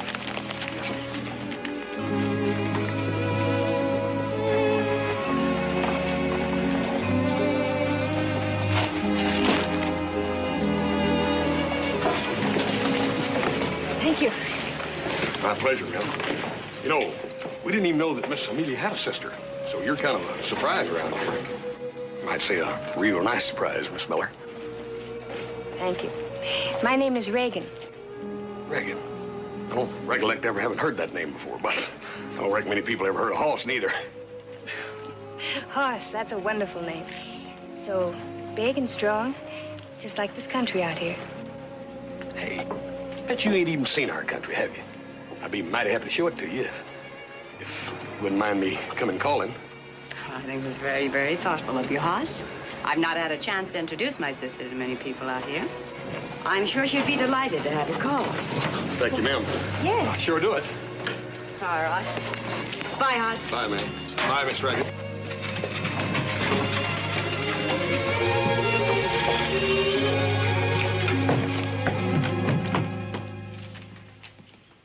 Joe.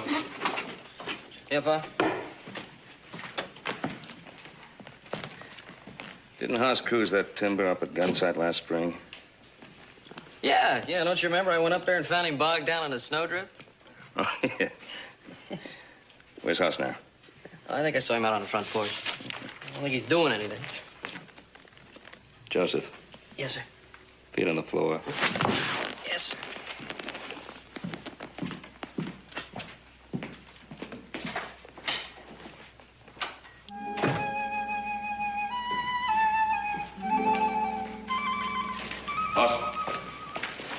Oh, hi, Paul.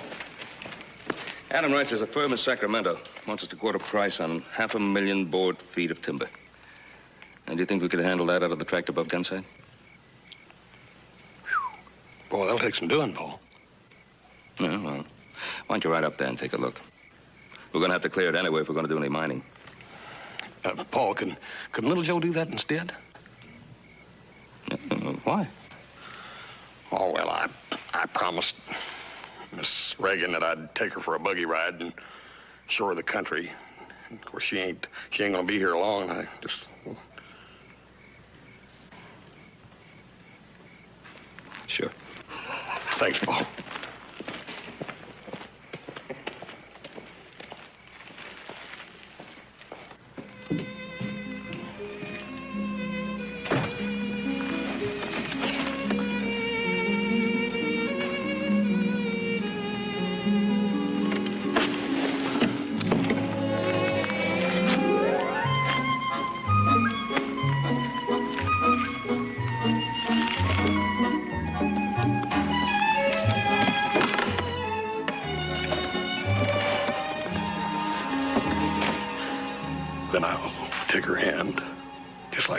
caught me. Give her that evil eye of his.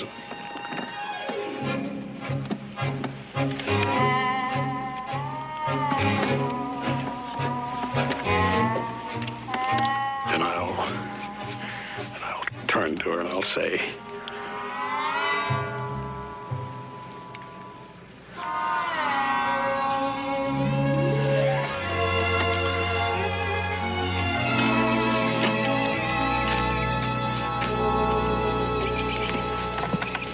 Thank you.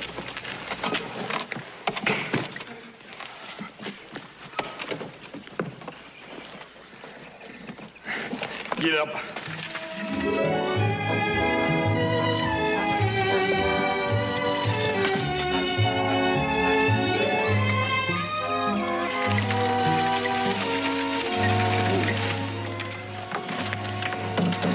What do you think of that?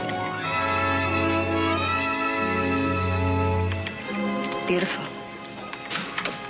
No other place on earth like it.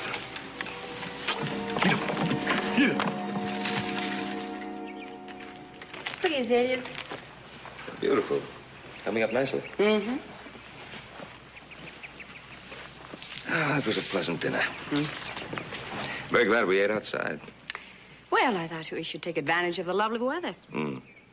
You know, Ben, I don't think I've seen my sister, well, what, content, I suppose, in a long time. Nor a horse, for that matter. It's been such a beautiful day. Yeah, it sure has.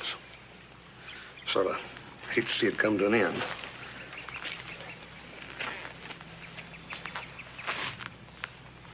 Miss Reagan, you made up your mind yet? About what, Hoss? Well, about not making this just a visit, but settling down here. Well, I don't know. Settling down has such a permanent sound, doesn't it? Hey, I reckon it does, but sort of nice sound, too. I mean, it's one that us folks here understand. Well, I don't know if it would be right for a person like me. Oh, sure it'd be right. Why, the right person came along, it'd be right as rain. Can it ever really be like that, Hoss? Sure. I mean, you get married, and build yourself a house, raise a family. Like they say, grow old together. Grow old? That's something you ain't gonna have to worry about for a long time yet, Miss Reagan.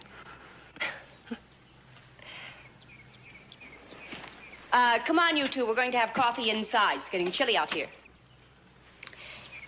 Amelia was right. It is chilly out here. Let's go in. Fine.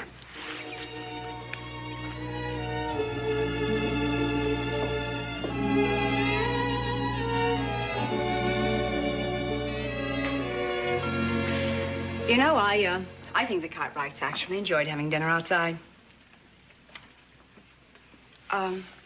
What were you and Hoss talking about?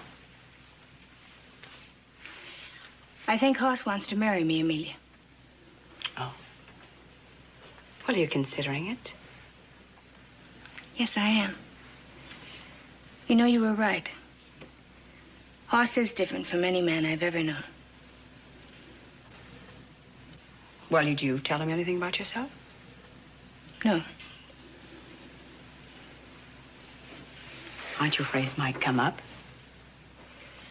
Strangely enough, I don't think it would make any difference. Do you know, Amelia? He talked about growing old together. You know, I never thought about that. Growing old.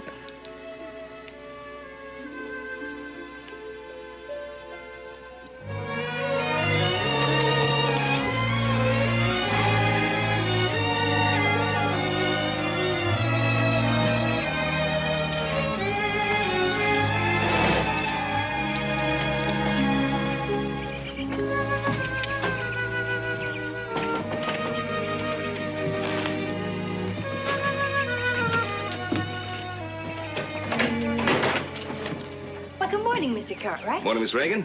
I'm just having some coffee. Will you join me? Well, I'd like to very much, but I have so many things I must do in town. My son Adam is coming in tomorrow. And tomorrow evening we have a little dinner party at our home, and we were hoping that you and your sister would join us. Just family. Well, we'd be delighted. Hoss has told us so much about Adam. Well, I'm sure you'll have a great deal to talk about in common. He's just spent the past few weeks in San Francisco. San Francisco? Yes, yes. Would 7 o'clock tomorrow be all right? Yes. Yes, that would be fine. Good. We'll be expecting you. Morning.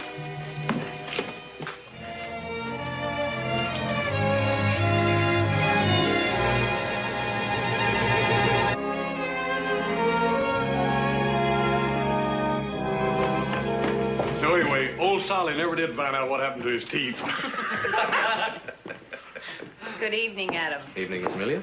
Adam, I'd like you to meet Miss Regan Miller. This is Miss Amelia's sister. My brother Adam, Miss Regan. How do you do? How do you do? Won't you sit down, Adam? Thank you. I hope you brought some good news about the mining venture. Mining venture? Hmm? Adam, while you were away, Miss Amelia expressed some interest in investing. Oh, I see. Well, I'm afraid it'll be an expensive installation, but I think it'll be practical. Hey, Adam. Miss Regan here just left San Francisco about 2 weeks ago. Now, I know it's getting to be a big town now, but I thought maybe you might have run into some of her friends there. I knew very few mining people there, Hoss. Well, I ran into quite a few people while I was there. Someday, maybe you can tell me who your friends are. Yes. Maybe I can. Ah, Ben, thank you for a wonderful evening. Well, I'm glad you enjoyed it. Oh, say, if Adam can get those figures over the house in the morning, I'll get a letter up to my broker in San Francisco. Going to have to convert some of my holdings. Well, I think something could be arranged. Don't you think so? 10 o'clock be convenient? 10 o'clock's fine. Reagan. Good night, little Joe. Good night. Good night, Mr. Cartwright. Thank you for a very pleasant evening. Well, the pleasure was all ours, Miss Regan. Good night. Good night. Good night, Miss Miller. Good night, Hoss. Thank you. Good night, Miss Regan. And it's me that should be thanking you. This is one of the nicest evenings I ever remember. Night, Miss Amelia. Good night, Hoss.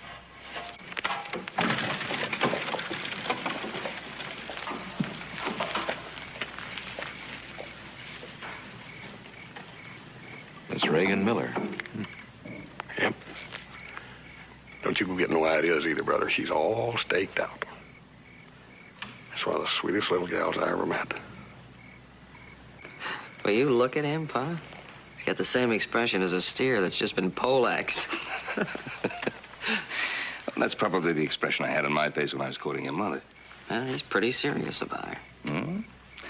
Well, it's about time one of you boys started thinking seriously of getting married. Pa, you trying to get rid of me?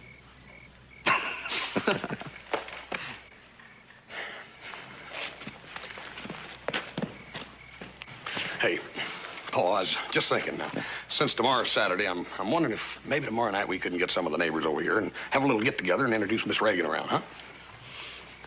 Well, I don't know. It's a little short notice, but I think something might be arranged. Hey, good. And if I'm real lucky, I might even have a little announcement to make. Hey, you son of a gun! Congratulations! We were just talking about that. And now we get rid of you.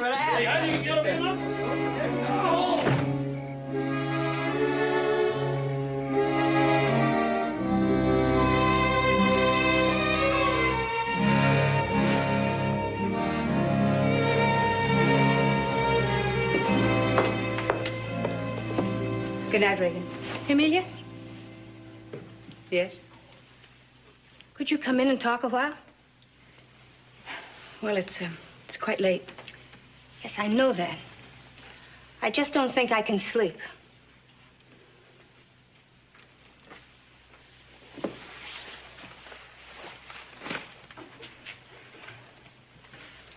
Probably realize, of course, that Adam heard about you in San Francisco. I know he did.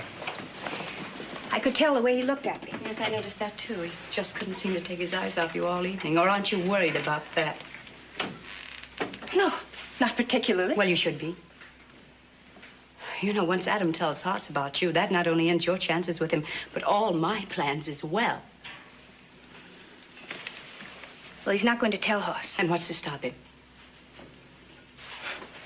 I've yet to meet the man that I can't handle. Well, Adam is not as naive as Hoss. He's still a man. And men are your business, aren't they, Regan? Yes. Yes, they are, Amelia. Just remember this. The Ponderosa is my business. What you don't seem to understand is I don't want the Ponderosa. I want Hoss. Good night.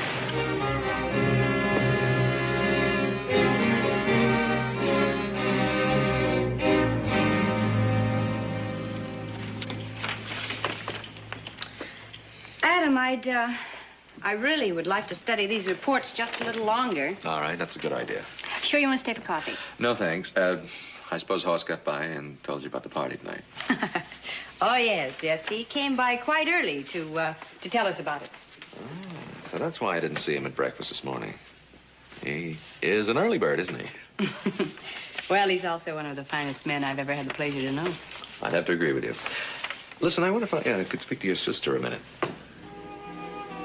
Yes, certainly. She's out in the front yard. Thanks. We'll see you tonight, then. Bye.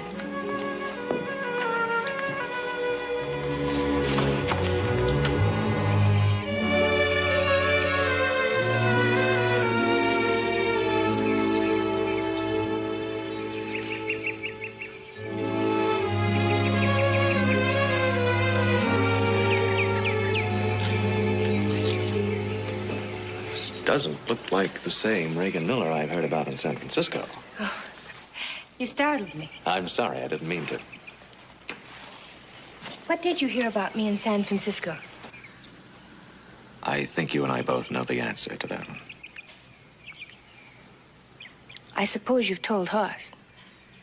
No. Well, thank you for that.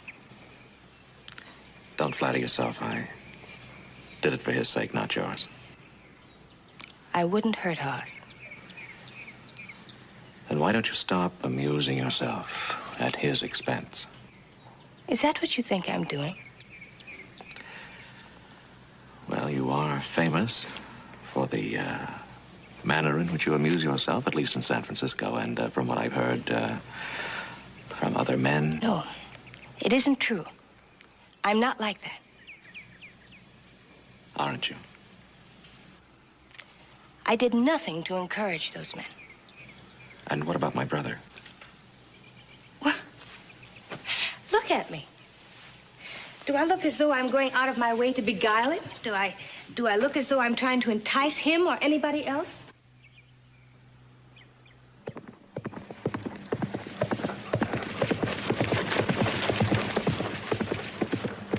I won't have you telling me what to do. All right. Then I'll tell him. Tell him what? That the woman he loves is some special kind of monster? That I'm supposed to be responsible for every man that falls in love with me, but I'm not supposed to give any love back? I came here to get away, to be ugly, to be plain, to hide, to get away from everything I've been. And I thought I'd found something here. I thought I'd found someone who didn't want me just as a possession to display or a prize to show how important he is. Someone who saw past all of that and wanted me just for myself. Can you understand that? Is that too much to ask?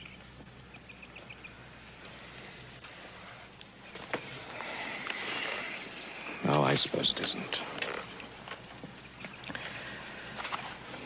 You do understand, don't you, Adam?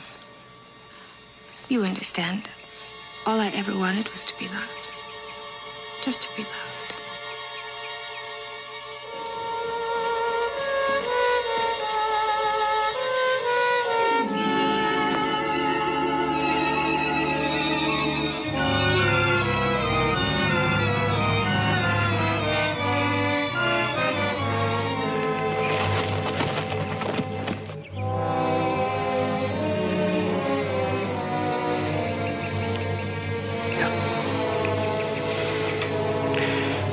I understand.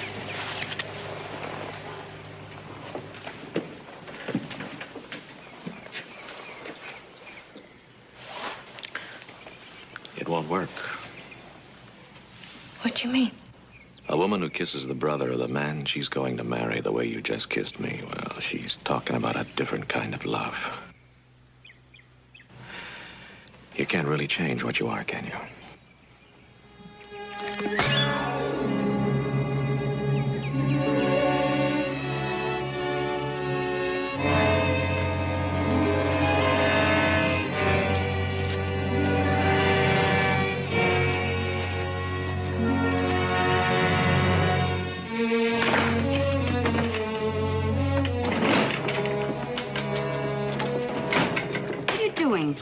I'm getting ready for the party. Oh, strange. You don't act like you're in a party mood.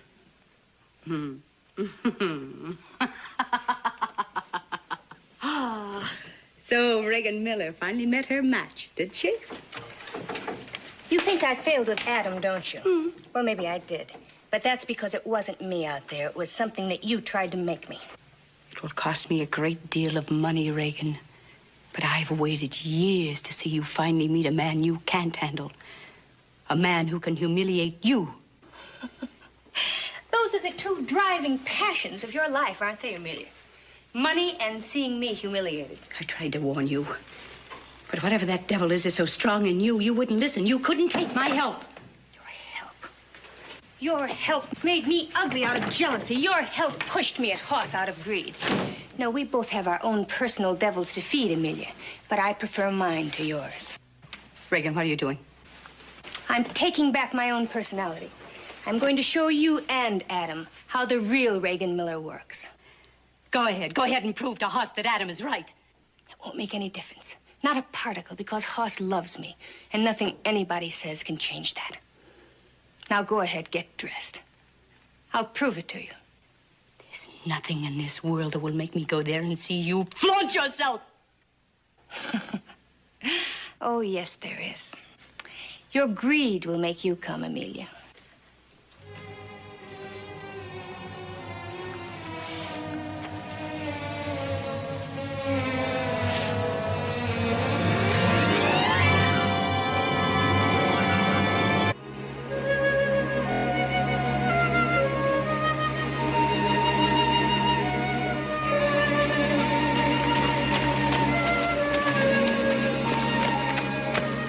Mr. Hoss want to see you in bunkhouse. He very upset about something.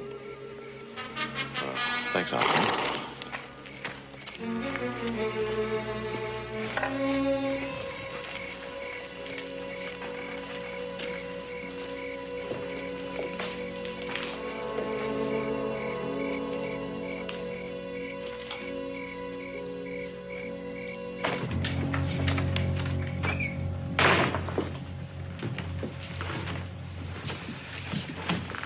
Hop Singh said you wanted to see me. Yeah. Where you been? Well, you know where I've been. I've been over to Miller House to see Miss Amelia. Miss Reagan. You seen her too, didn't you? Didn't you? You asking me or telling me? I'm telling you. Here we are. One thing you know how to make, Pa, that's punch. Sure do.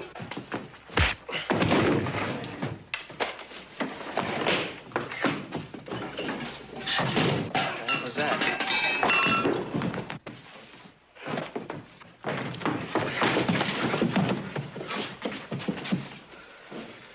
What's this about?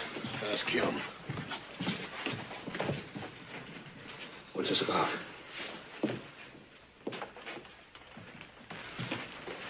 Why were you fighting him? I wasn't fighting him. All right, why was he fighting you?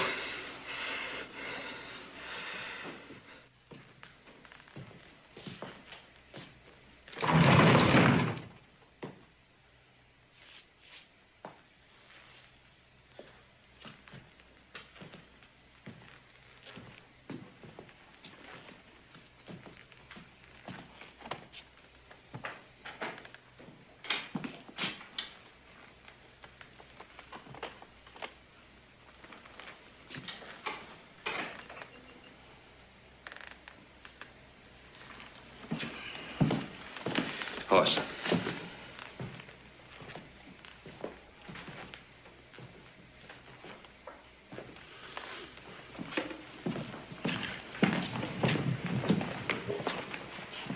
Hoss, I must talk to you. There ain't nothing to talk about. Yes, there is. Hoss, Adam wasn't trying to hurt you. He was trying to help you. By making love to Regan? No, he went there to talk to her. Sure he did. But he ended up with her in his arms and kissing her. Paul, I'm in love with that woman, and I'm going to marry her. Don't you understand that? What do you know about her? No, Paul! What did you know about my ma when you married her? I knew everything I needed to know about her. Fine. I know everything I need to know about Regan. You don't know everything about her. You don't know what Adam was trying to tell you. No! Paul, I'm not going to hear anything bad about Regan from Adam or you or nobody else. Son, don't blind yourself to the truth about her. I don't care about her past. Hoss, it's not just the past. I'm worried about the future. Yes, fine. So am I. I'm going to marry her. That's going to be my future. And Father guests are arriving. Well, keep them waiting. No. They're my guests, and for my party, I'll invite them in.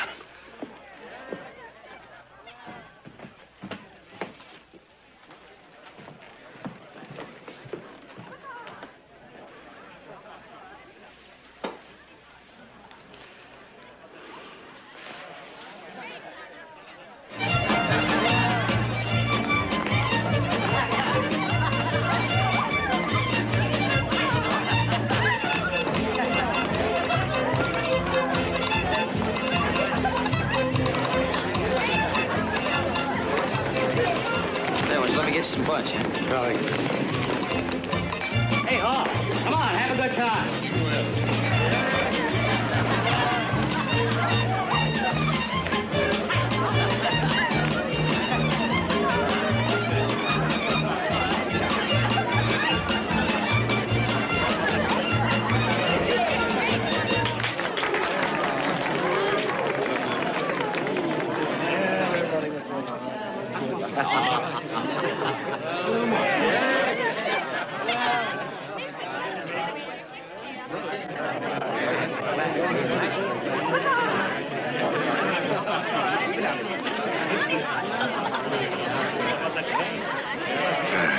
Regan, you sure do look beautiful. I was trying to look pretty tonight for you. You're a sight more than just plain pretty. Well, if you don't like it, I can change. No. Take a little getting used to, I reckon. How are you, Miss Amelia? Just fine. Thank you, Hoss. I ain't never been too good at this, but we'll try it. I found what I wanted was a man, not a pretty dancing master.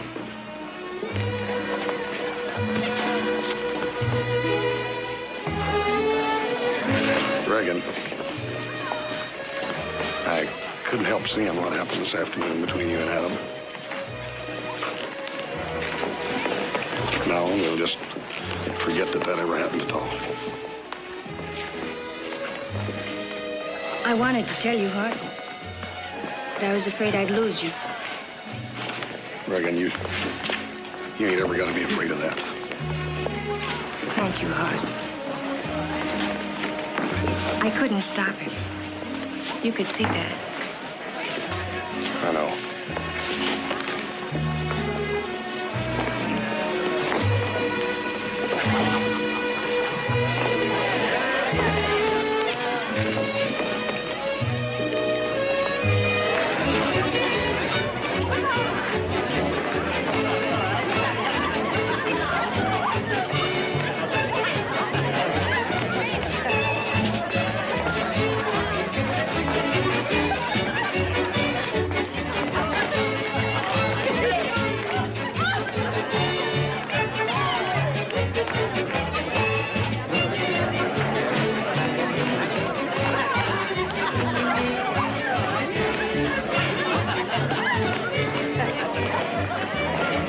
Your sister looks lovely tonight. Very fine dancer. Yes. Excuse me. May I? Thank you.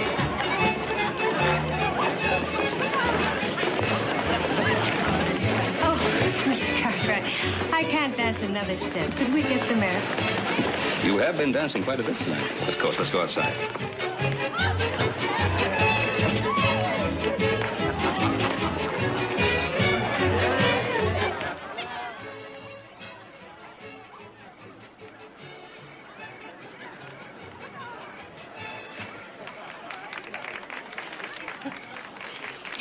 love this land of yours, don't you, Mr. Cartwright? Yes. Then, of course, I'm rather prejudiced in favor of the Ponderosa. His horses, too. He often speaks of it as if it were a woman. Yes. His Hoss loves it very much. Of course, Hoss always sees everything with uncomplicated, honest eyes. How do you think he sees me? As the woman he wants to marry. And, how do you see me, Mr. Cartwright?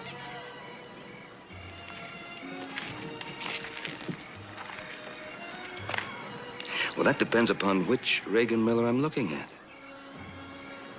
Well, do you approve of this Reagan Miller? Or do you prefer my sister's version? I would guess that the way you are now is the version that most men would know you as. I see Adam has informed you of my infamous past. Did he also tell you what happened this afternoon? Yes?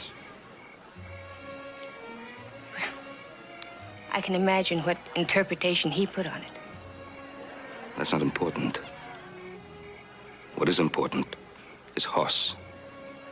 His happiness. You don't think I can provide that happiness? No. Frankly, I don't. But my son, unlike perhaps most men that you've known, gives his love freely, openly, honestly, without reservation. And even the knowledge of your past couldn't shake it. If he can forgive that, why can't you? I suppose I could. If I thought that you'd really changed. But you don't believe that? No.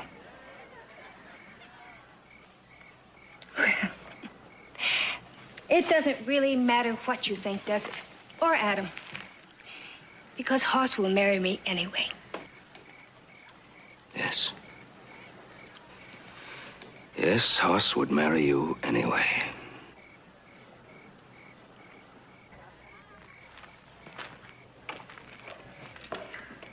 But the love that would forgive you your mistakes in the past would never forgive you those same mistakes in the future. I won't make any mistakes. Won't you? Just this afternoon, Hoss saw you kiss Adam. Hoss understood. Did he? When Adam came home, Hoss almost killed him. Now, what do you think would happen if you made that same mistake again? Hey. What are you two doing out here? Oh, we're just admiring the night, Hoss. I better get into our guests. Excuse me.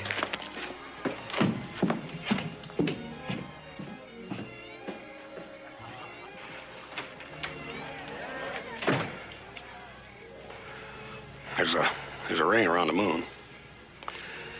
Could mean that it's going to rain tomorrow. Hoss. About this afternoon. Reagan. I told you we weren't going to talk about that anymore. Well, what if I were to tell you that it wasn't Adam's fault? That I'd encouraged him? You wouldn't do that. Well, what if I did? You ain't like that. I could be like anything. You don't know anything about me. Things like that could have happened to me in the past. That's all over, Reagan. Don't matter. You don't have to tell me about those things. It just don't matter. No more than you getting all dolled up for this party. It just don't make no difference. I could tell you things that would matter. Oh, I know I ain't the first feller, or the only. I certainly ain't the handsomest. I got a mirror telling me that every morning. Ain't nobody could blame you for searching around for something better. But once you made up your mind that I was the one, then you wouldn't have to search no further. Ever.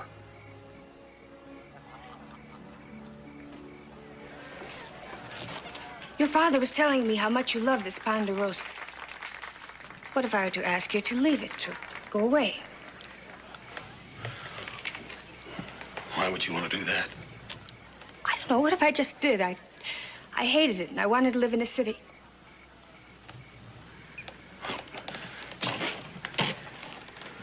If that's what it'd take to make you happy, then that's what we got to do. And leave your father and brothers? Reagan, when we're married, we're going to do whatever it takes to make you happy.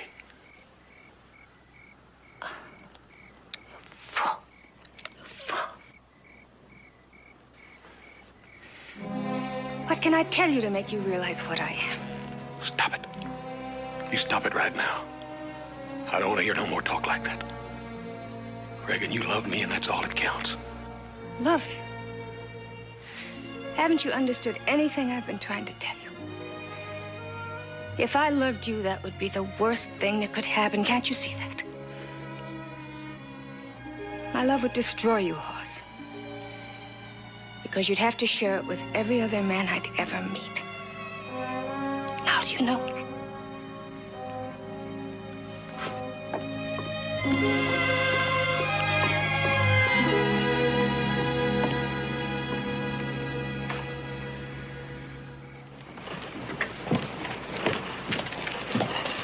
Stage is leaving, miss.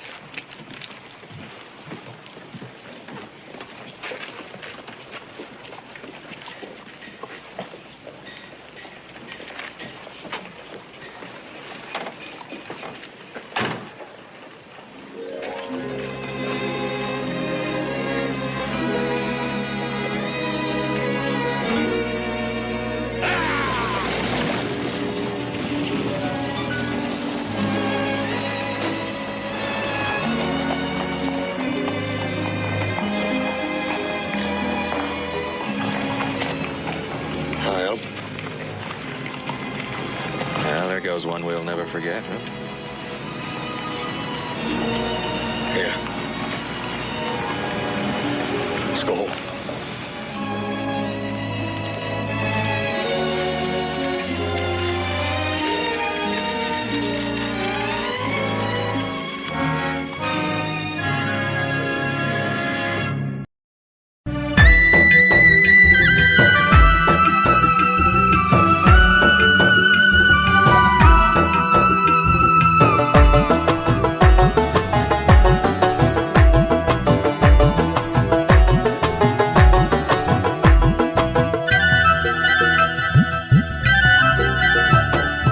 ভালোবাসার পরশ পেয়ে অস্থির আমি গেছি হয়ে ভালোবাসার পরশ পেয়ে অস্থির আমি গেছি হয়ে সারা অঙ্গ জুড়ে আমার এসেছে ফাগুন চল নৌকা ডুবি খেলবো খেলা আজ দুজনায় চল নৌকা ডুবি খেলবো খেলা আজ দুজনায়